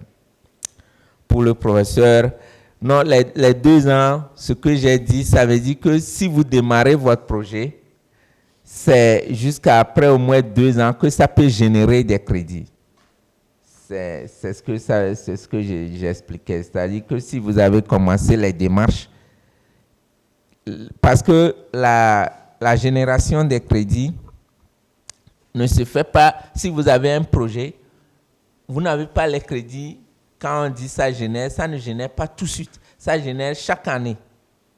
C'est des cycles et on va voir ça un peu plus en bas, on va parler du cycle de vie des projets carbone. Et ça, vous allez bien comprendre. Quand vous démarrez le projet, il y a des phases. Chaque phase, on peut déjà dans le document descriptif, vous pouvez voir, par exemple, que vous allez pouvoir vendre le crédit peut-être 5 fois, ou 6 fois, ou 7 fois. Donc, c'est quand, à chaque fois qu'on fait le suivi, et on voit il y a quelque chose, vous amenez ça sur le marché, vous vendez. Mais pour que vous commencez par vendre du crédit, il faut au moins faire une durée de mise en œuvre depuis le début jusqu'à 2 ans pour commencer par avoir les crédits. Sinon, ce n'est pas court. Et tout ce qui est agroforesterie, on va revenir sur ces éléments. Vous allez voir les catégories de projets, quel projet est plus rentable, tout ça là. Vous aurez tous ces éléments-là, professeur. Et non, tout ce que le gouvernement a mis en place, ce n'est pas pour empêcher, plutôt c'est pour aider les gens à aller plus vite. C'est juste une manière de contrôle. Et il n'y a pas trop de... Il y a même les délais. Si vous regardez les arrêtés, il y a des délais qui sont prescrits pour le traitement de ces dossiers. Et comme on a dit, on est en train d'aller vers la dématérialisation. Donc, tout sera fait en ligne très bientôt. Mais on vient de commencer. On a commencé ce processus en 2023 et ça va aller. Sinon, ce n'est pas pour plutôt retarder, mais c'est pour accompagner. Même nos pays sont très en retard pour ces projets-là. Beaucoup de pays sont loin et vendent beaucoup de crédits. Nous, c'est pour ça qu'on s'est dit qu'il faut expliquer pour qu'on comprenne. On se fait trop d'idées parfois négatives sur ça, alors que c'est des opportunités. Pas seulement, c'est pour ça, vous allez voir dans notre capsule, on dit, c'est pas seulement, ne voyez pas trop le crédit carbone, mais quelles sont les implications du projet pour le développement du pays. C'est ce que nous appelons l'éco-bénéfice. Souvent, l'éco-bénéfice dépasse largement ce qu'on va payer en termes d'argent. Mais chez nous, on a cette culture où tout est focalisé sur l'argent, à toutes les échelles. On ne voit que de l'argent, alors que le crédit carbone, c'est au-delà de l'argent. Donc vraiment, c'est quelque chose qu'on doit essayer ensemble de corriger. La question de M. Lamoni qui parle par exemple de Bago, exactement, on va revenir sur ça. Là où on dit quels sont les éléments de fiabilité. Et là, on va revenir. Il y a la notion de la permanence et de fuite.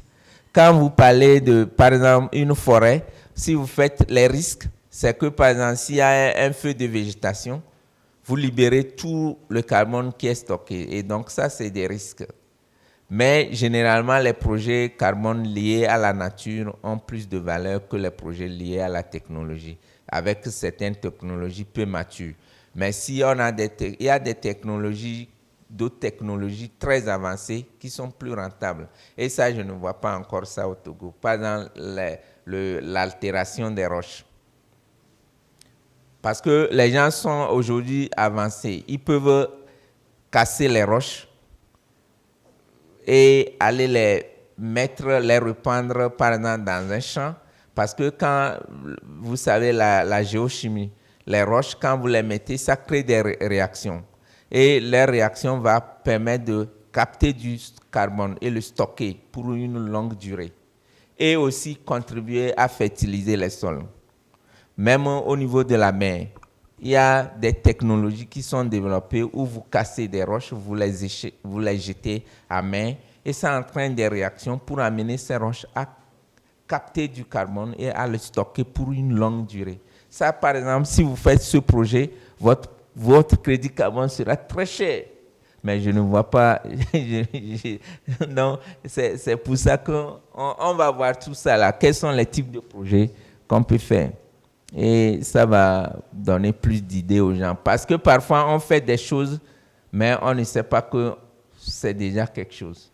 C'est aussi ça. Et donc, on reviendra sur les questions des risques, les fuites et la permanence. Généralement, les projets carbone, si vous arrivez à prouver que votre projet, votre carbone va pouvoir être stocké au-delà de 30 ans, 40 ans, ce carbone-là a plus de valeur. Et c'est pour ça que vous allez comprendre souvent les projets de carbone qui sont liés, par exemple, à l'efficacité énergétique, c'est-à-dire ce que les gens font très souvent, les foyers améliorés. Ça, c'est parce que ce n'est pas durable, ce n'est pas des projets basés sur la nature. Et leurs résultats ne sont pas sûrs parce qu'il faut d'abord prouver que vous allez pouvoir remplacer les foyers. Parce que quand vous prenez la durée de vie du foyer, ça fait combien? Donc, le gaz que vous allez vous contribuer à réduire, là, ça va faire combien de temps? Sinon, si quelqu'un adopte un foyer amélioré, après 2 ans, il retourne utiliser son ancien foyer, c'est que vous n'avez pas fait quelque chose. Donc, c'est ces éléments qui rentrent dans l'analyse de ces projets-là qu'il faut aussi comprendre. La gouvernance, le fonds vert, ça c'est un fonds pour avoir un financement. Donc, ces procédures, c'est différent. C'est pas des doublons, mais c'est comme ça. Le fonds vert, et si vous voulez, ça c'est autre chose. Ici, on doit parler, parce que le fonds vert aussi, on ne le comprend pas très bien. Il y a des guichets qui sont différents et il y a des conditions que le pays même doit créer. Et parfois, on dit, nous, on ne reçoit rien, on ne reçoit. Est-ce que vous avez créé les conditions pour recevoir quelque chose? C'est ça. Parce que les fonds, là, il y a des guichets. Il y a des guichets pour les entreprises. Il y a des guichets pour faire des prêts concessionnels. Les fonds verts, ce n'est pas de l'argent qu'on distribue. C'est plus que des prêts, mais des prêts concessionnels, c'est-à-dire des prêts à faible taux. Mais nous, on pense que c'est toujours des dons. Et en fonction du guichet, quand les montants augmentent, et vous devez ajouter, vous avez l'obligation d'ajouter des prêts. C'est pas, et donc, ça c'est la première chose. La deuxième chose, c'est que vous devez avoir des structures avec une autonomie de gestion très claire. C'est-à-dire qu'il faut que les gens aient la possibilité d'auditer pour voir est-ce que l'argent que vous recevez, c'est comment l'argent est utilisé. Et donc, si les structures étatiques où l'argent doit passer par le trésor, alors qu'il y a le principe de, comment on dit, fongibilité des fonds, c'est pas possible. On ne va pas donner de l'argent à des structures ou à des ministères pour que l'argent vienne rentrer dans le trésor, pour que les gens ne puissent pas savoir comment c'est utilisé. Et ça, il faut bien expliquer aux gens. Les gens pensent que non, les autres font, nous aussi on fait. C'est pas comme ça. C'est vrai qu'il peut avoir aussi des capacités techniques, mais il y a tout ça là. Il y a le cadre institutionnel, il y a certaines conditions qu'il faut respecter. Ça, c'est 2. 3, il y a les capacités techniques. Il faut faire des études de référence, des études solides. Et pour faire ce type d'études, pour établir l'état de référence, il faut donner de l'argent. Ce n'est pas le fonds qui donne l'argent, c'est le pays qui met l'argent pour faire de vraies études sérieuses et pas des études où on retrouve les gens qui ont fait une étude, après on regroupe les gens et les gens disent vous n'avez pas mis ceci, on met et finalement on dénature l'étude. Et on dit oui c'est ça. Non, c'est que c'est des études sérieuses, indépendantes qui établissent des choses et on est sûr que quand on fait ça, ça contribue à changer telle chose. Et ça demande de l'argent. Mais si on ne crée pas toutes ces conditions, parfois on fait de la masturbation intellectuelle où on prend des données, on dit il y a tel rapport. Ces rapports n'ont pas une valeur scientifique. Et donc, quand vous amenez votre projet, le projet ne va pas marcher. Et donc, il faut qu'on se dise la vérité. Parfois, il faut, si vous voulez, donc il y a des conditions, des critères, des choses sérieuses qu'il faut respecter pour avoir ces fonds-là. Quand vous entendez un pays a fait, les gens pensent que c'est gratuit, c'est des prêts. Seulement que les taux sont faibles. Mais quand ces structures annoncent ça, ils ne disent jamais que c'est un prêt. Voilà, ils annoncent et les gens pensent que non, c'est un don. Non, par exemple, le Ghana vient d'engager un projet sur RED+. Un projet sur les parcs agroforestiers. Si vous voulez, on peut projeter ça ici, vous allez voir. Ils ont commencé le projet l'année passée. Mais c'est sur le fonds vert. Mais c'est un prêt. C'est un prêt que le gouvernement ghanéen a contracté. Ce n'est pas un don. Parce qu'il y a des limites. Si c'est un don, vous allez rester toujours dans les rides nest là. Et est-ce qu'on a des structures qui ont une gestion, qui ont une autonomie de gestion, qui peuvent mobiliser de l'argent? Et notre façon aussi de fonctionner de façon cloisonnée.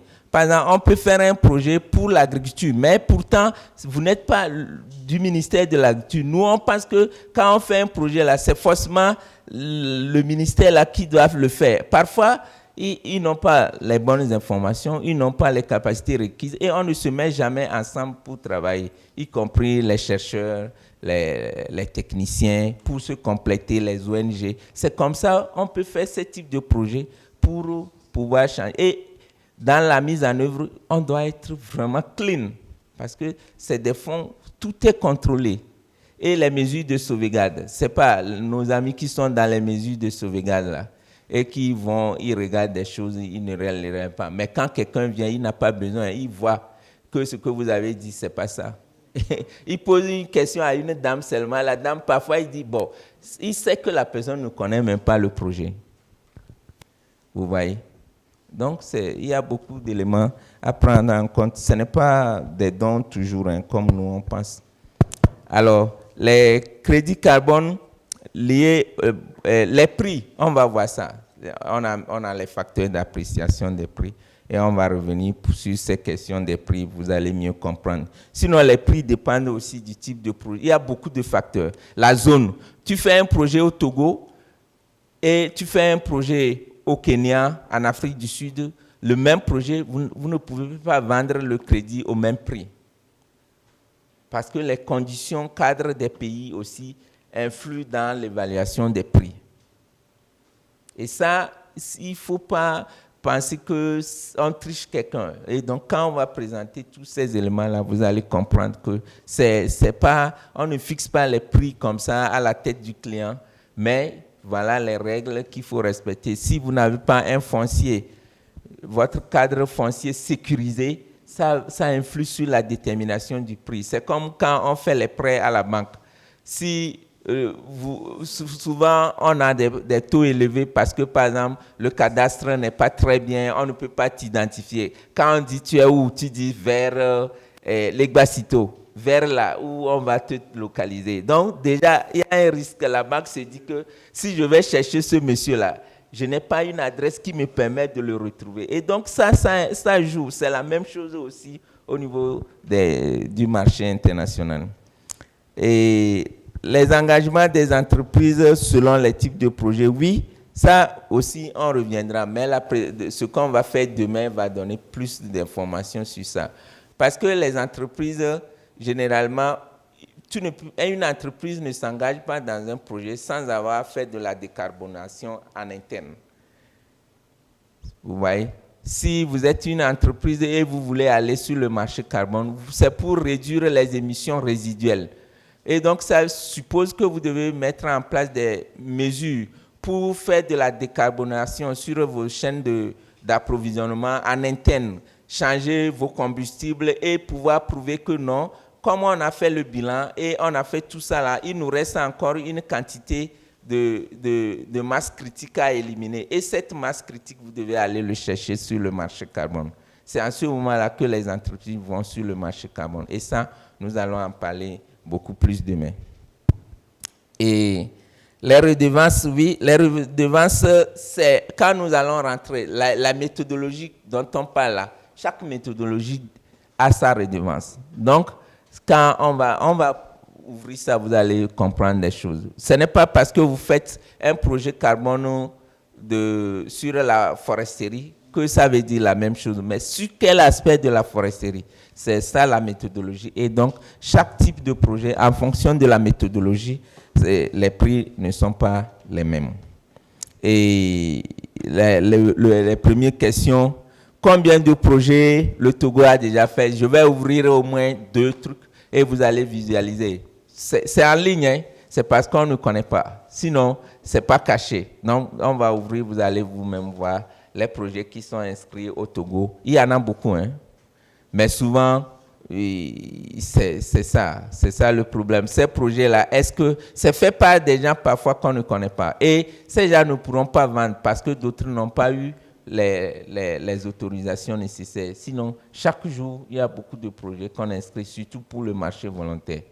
Donc, je peux vous dire que oui, il y a des projets, mais qui ne sont pas faits dans le cadre de la réglementation. Et ils vont avoir des problèmes. Parce qu'avant, c'était possible, mais actuellement, il y a ce qu'on appelle le VCM, comment on dit ça en français là, le Voluntary Market Council. C'est Conseil du marché volontaire sur d'intégrité. Donc, ils ont mis en place des principes pour encadrer le marché volontaire. Et donc, ils respectent plus ou moins les mêmes choses qu'aujourd'hui les mécanismes carbone de l'accord de Paris ou notre défunt MDP. Et donc, ça fait que les marchés volontaires ne sont plus aussi faciles comme on le pensait. Et donc, ceux qui le font, ils le font avec beaucoup de risques. Parce que ça peut générer des résultats d'atténuation, mais les amener sur le marché, ils pourront ne pas vendre trop. Je vais laisser les autres questions. Les questions de baseline, ça, on va revenir. Parce que celui qui parlait de l'impact des projets, tous les projets que nous faisons, si tu n'as pas, je m'adresse à M. Notokwe, si pour évaluer l'impact de nos projets avec toutes les actions que nous faisons, si tu n'as pas fait le baseline, tu ne pourras pas vraiment quantifier l'effort là et le convertir en termes d'impact sur le changement. Et ça, par exemple, nous ici, on fait beaucoup d'études pour établir le baseline. Et donc, parfois, les gens disent, est-ce que vous avez évalué les impacts? Est-ce que celui qui faisait le projet lui-même a fait l'état des lieux pour avoir l'état de référence? C'est toujours à partir de l'état de référence que tu peux voir qu'est-ce que j'ajoute. Mais beaucoup de projets ne font pas l'état de référence. Après, je vois même dans les indicateurs, vous allez voir, on demande de comptabiliser ça, mais c'est une fausse comptabilisation. Parce que même si vous le faites, ça n'a aucune valeur scientifique, parce que vous n'avez pas fait l'état de référence. C'est toujours par rapport à un état de référence qu'on voit ce que vous avez ajouté. Et donc, si le projet au départ n'a pas donné les moyens pour faire l'état de référence, après on demande quel a été l'impact. Mais l'impact, on ne peut pas l'évaluer parce qu'il faut toujours un état de référence. C'est un peu ça. Pour dire les choses, moi je parle de façon technique. Hein.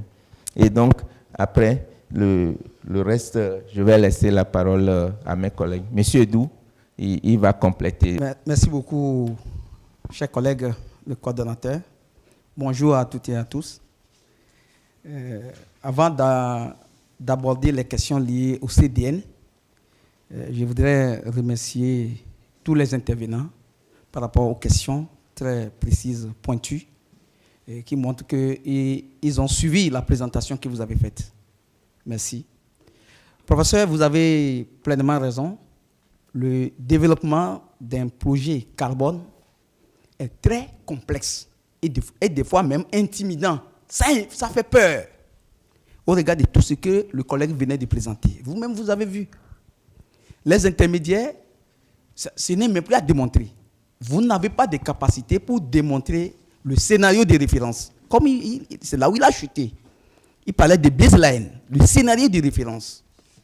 Si vous n'êtes pas en mesure de démontrer la valeur ajoutée de la réalisation ou bien l'exécution de votre activité, l'additionnalité de votre activité, c'est qu'on ne peut pas vérifier plus tard les efforts qui ont été faits et chercher à capitaliser ce qui doit être fait. Donc vraiment, c'est complexe. Je voudrais revenir sur certains éléments fondamentaux, notamment les ajustements correspondants. Le collègue a apporté des éléments de clarification. C'est un élément fondamental. Et quelqu'un a posé la question, quelles peuvent être des conséquences pour les pays hôtes, comme nous, les pays, dans lesquels les partenaires viennent développer des initiatives qui génèrent des attributs que nous appelons ici crédit carbone.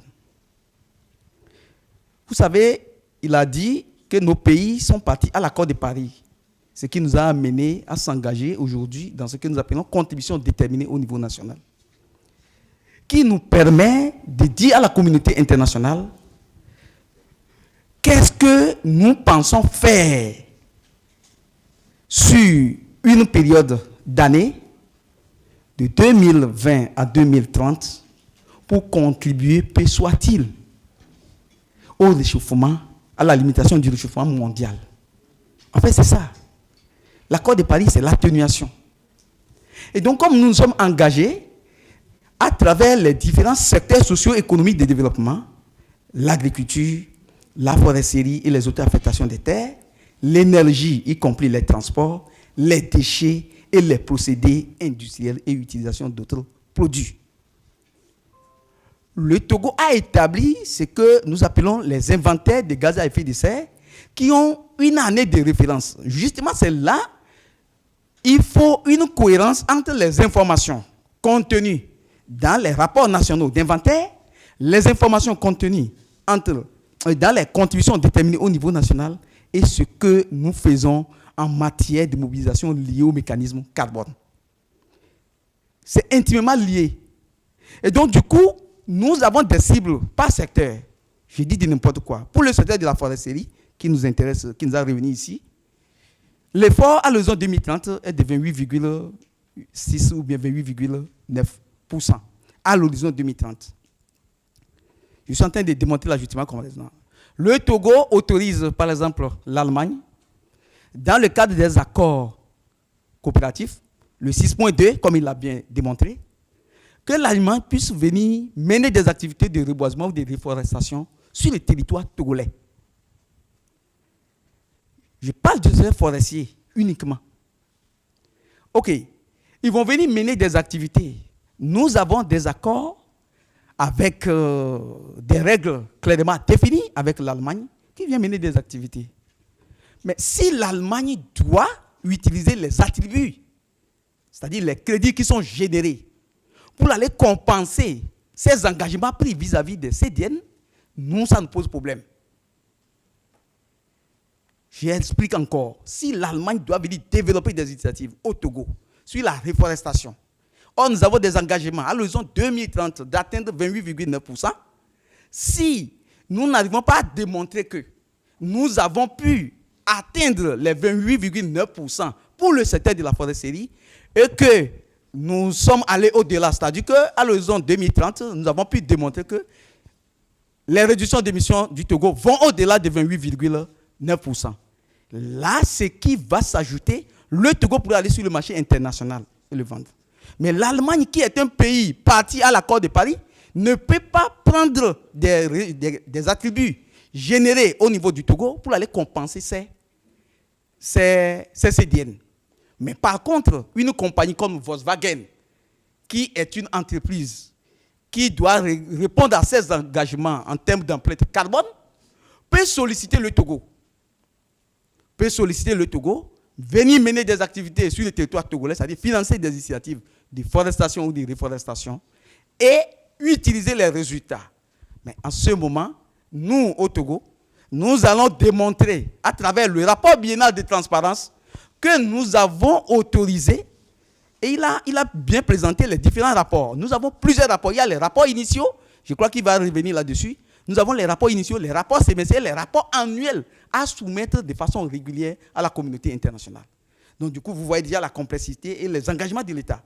Donc ceci va nous amener à pouvoir analyser, pour voir est-ce que les efforts ont été faits au-delà de ce qui est prévu dans le secteur de la foresterie par rapport au CDN. Et si oui, on le soustrait. Bon, sinon, le Togo va avoir des problèmes parce qu'il va falloir répondre à son engagement pris. Je ne parle pas de façon globale, je prends juste le secteur forestier. Mais par contre, si le Togo arrive à travers, par exemple, juste le secteur de l'énergie, où il a prévu répondre à ses engagements à l'horizon 2030 de 16,8%, et il est arrivé à répondre aux 50,57% qui prend en compte tous les secteurs socio-économiques de développement, l'énergie, l'industrie, forêt, tout ça là. Si le Togo arrive à le faire, ça veut dire que dans un seul secteur, ça veut dire qu'il a la potentialité, il a la capacité de mener les activités dans les autres secteurs pour aller sur le marché carbone. Et là, il va le démontrer dans son rapport biennal pour dire à la communauté internationale que les efforts sont au-delà des attentes. Je peux valablement vendre les crédits générés par les autres activités ou bien autoriser des entreprises à venir mener des initiatives en termes d'atténuation des émissions de gaz à effet de serre sur son territoire. Voilà le problème d'ajustement correspondant. Maintenant, il y a deux types de projets. Projet carbone, il y a deux types de projets. Il y a les projets de séquestration de carbone et les projets d'évitement. Les projets de séquestration, dans quel sens? Qui concerne l'agriculture ou la foresterie, il a dit, et les projets d'évitement qui nous permettent de prévenir. Parce que les projets de séquestration, cela voudrait dire quoi? Que les émissions sont déjà dans l'atmosphère. C'est-à-dire le gaz est déjà émis dans l'atmosphère et il faut un processus pour le séquestrer. C'est ça le premier. Le second, c'est l'évitement. On veut tout faire pour prévenir, pour que l'activité que nous allons mener ne puisse pas générer des émissions de gaz à effet de serre. Et là, on a les transports, on a l'énergie, on a les déchets, on a l'industrie, ainsi de suite. Voilà les deux types de projets carbone que nous avons. Je reviens, le coordonnateur dit qu'il va revenir sur les prix. Je ne vais pas toucher les prix. Comme il a dit très rapidement, les prix dépendent des projets, des types de méthodologies, les technologies utilisées, le lieu et tous ces éléments qui concourent à la fixation des prix. Mais également, les prix, si vous menez une activité sur le territoire togolais et que vous n'avez pas les autorisations requises du gouvernement togolais et que vous voulez vendre, c'est comme vous êtes en train de faire de la fraude. Vous irez vendre quelque chose que vous allez vendre 100 € à 5 €. Et les preuves sont là. Quand il va rentrer sur peut-être Gold Standard ou bien VSI, il va vous le montrer. Aujourd'hui, jusqu'en décembre, il y a plusieurs entreprises, plusieurs ONG qui ont inscrit des initiatives qui se réalisent sur le territoire togolais. Parce qu'il faut tenir toujours compte de ça. C'est sur les territoires, c'est sur les 56 600 km. Pas au-delà. Si l'initiative va au-delà du territoire togolais, ça pose un problème. Donc, dans cette situation où nous sommes avec ces genres de projets, il faut faire extrêmement attention. En tant qu'entreprise, en tant qu'ONG, en tant que privé qui doit mener des initiatives sur un territoire et ces initiatives qui peuvent générer ou pas des crédits et aller sur le marché carbone. Donc, au niveau du Togo, il y a au-delà, je crois, en décembre, il y a 34. Quand vous regardez sur le marché volontaire, il y avait 34 initiatives, 34 projets. Et la plupart, le coordonnateur l'a dit, c'est sur l'énergie, la biomasse énergie, c'est-à-dire les foyers améliorés. Mais ceux qui se sont approchés du gouvernement, il y a seulement 11 projets qui sont enregistrés au niveau du gouvernement togolais. Et sur les 11, il y a 3 autorisations. 3 qui ont bénéficié d'autorisations. Mais n'oublions pas, coordonnateur, il y a 3 types d'autorisations. La première autorisation, comme il a dit, c'est la lettre de non-objection. C'est une autorisation. La deuxième autorisation, c'est comme vous dit maintenant, allez développer le projet. La troisième autorisation, c'est qu'on a pu vérifier que votre activité a généré des crédits. Et on vous dit, allez vendre le crédit. Sinon, on peut donner l'autorisation. Il faut que les gens comprennent ces 3 types d'autorisation. Il ne faut pas qu'on te donne une autorisation. Il faut lire bien ce que le gouvernement a mis dans cette autorisation. Si c'est pour aller vendre, c'est bon. Sinon, on peut donner une seule autorisation, aller développer, aller vendre les crédits. Mais en tenant compte de tous les éléments de transparence. C'est la règle. Merci. Donc, je crois que j'ai pu... Monsieur Notokwe, oui, effectivement, j'ai déjà abordé la question de CDN. Les efforts, de façon... il y a une évaluation qui a été faite, coordonnateur, mais qui a été beaucoup plus qualitative. Si moi, je peux le qualifier comme ça. Je suis direct. C'est une évaluation qui n'a pas été vraiment quantitative, qui nous a permis de dire exactement à combien nous en sommes aujourd'hui, les efforts consentis jusqu'à aujourd'hui, qu'est-ce qu'on a pu faire par rapport aux 50,57% à l'horizon 2030, ou bien du moins par rapport aux 20,06%. C'est-à-dire que ce qui est inconditionnel. Voilà. Donc, il y a des travaux qui restent encore à faire dans ce sens-là. Et le coordinateur va revenir sur les projets, mais je voudrais dire à M. Notokwe humblement que, par exemple, lorsque nous allons nous engager dans la construction, par exemple, d'un échangeur à un endroit où nous sommes conscients, nous avons démontré par les scénarios de référence qu'il y a tellement des activités de déplacement qui conduisent aux émissions et qu'avec notre échangeur, cela va déconcentrer et cela va permettre de réduire ces émissions. On peut vraiment les vendre, M. Notokwe. C'est une initiative dans le domaine des infrastructures qui peut permettre de générer des attributs de crédit qui peuvent aller sur le marché international. Je vous remercie. 2 questions rapidement. Il y a M.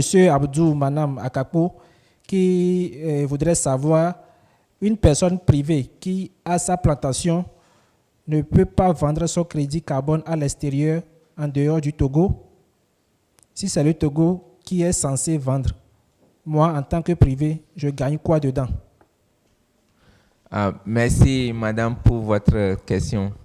Non, généralement, si vous avez donc une plantation, c'est pas vous qui savez que vous ne pouvez pas dire parce que j'ai une plantation et donc ça stocker une biomasse et je prends ça pour aller vendre. C'est pas ça les projets carbone. Ça veut dire que vous pouvez vendre, mais il faut faire donc une procédure pour dire la plantation que vous avez là. Qu'est-ce que vous voulez faire pour que cette plantation ajoute de la biomasse à ce qui est déjà planté? C'est ça un projet carbone. C'est ce qu'on disait, c'est pas planter les arbres et dire oui parce que j'ai planté des arbres et donc je vais aller vendre du crédit carbone. C'est pas comme ça que ça se fait. Même si vous avez votre plantation, si vous voulez l'inscrire comme projet carbone, qu'est-ce qui se passe? On va évaluer quelle est la quantité de carbone qui est déjà stockée dans votre plantation. Et cette quantité qui est là va être considérée comme l'étape 0. Maintenant, si vous commencez par faire votre projet là, quelles sont les actions que vous allez mener pour contribuer à augmenter ou à élever la quantité de carbone de votre plantation? Et donc, c'est cette quantité-là qui va être ajoutée à ce qui est stocké, qui peut faire l'objet de vente. Et donc, il faut qu'on comprenne. Et vous pouvez vendre si vous avez fait ça comme personne privée, parce que le Togo l'autorise. On a dit quelles sont les personnes qui peuvent s'engager dans un processus de marché carbone. On a dit les personnes privées, les personnes morales, c'est-à-dire personnes physiques, personnes morales. Donc, ça veut dire qu'un individu aussi peut s'engager à faire un projet carbone si vous remplissez les conditions. Donc, le règlement ne dit pas le contraire. Merci, madame. Le PALCC+, agir ensemble pour la biodiversité et le climat.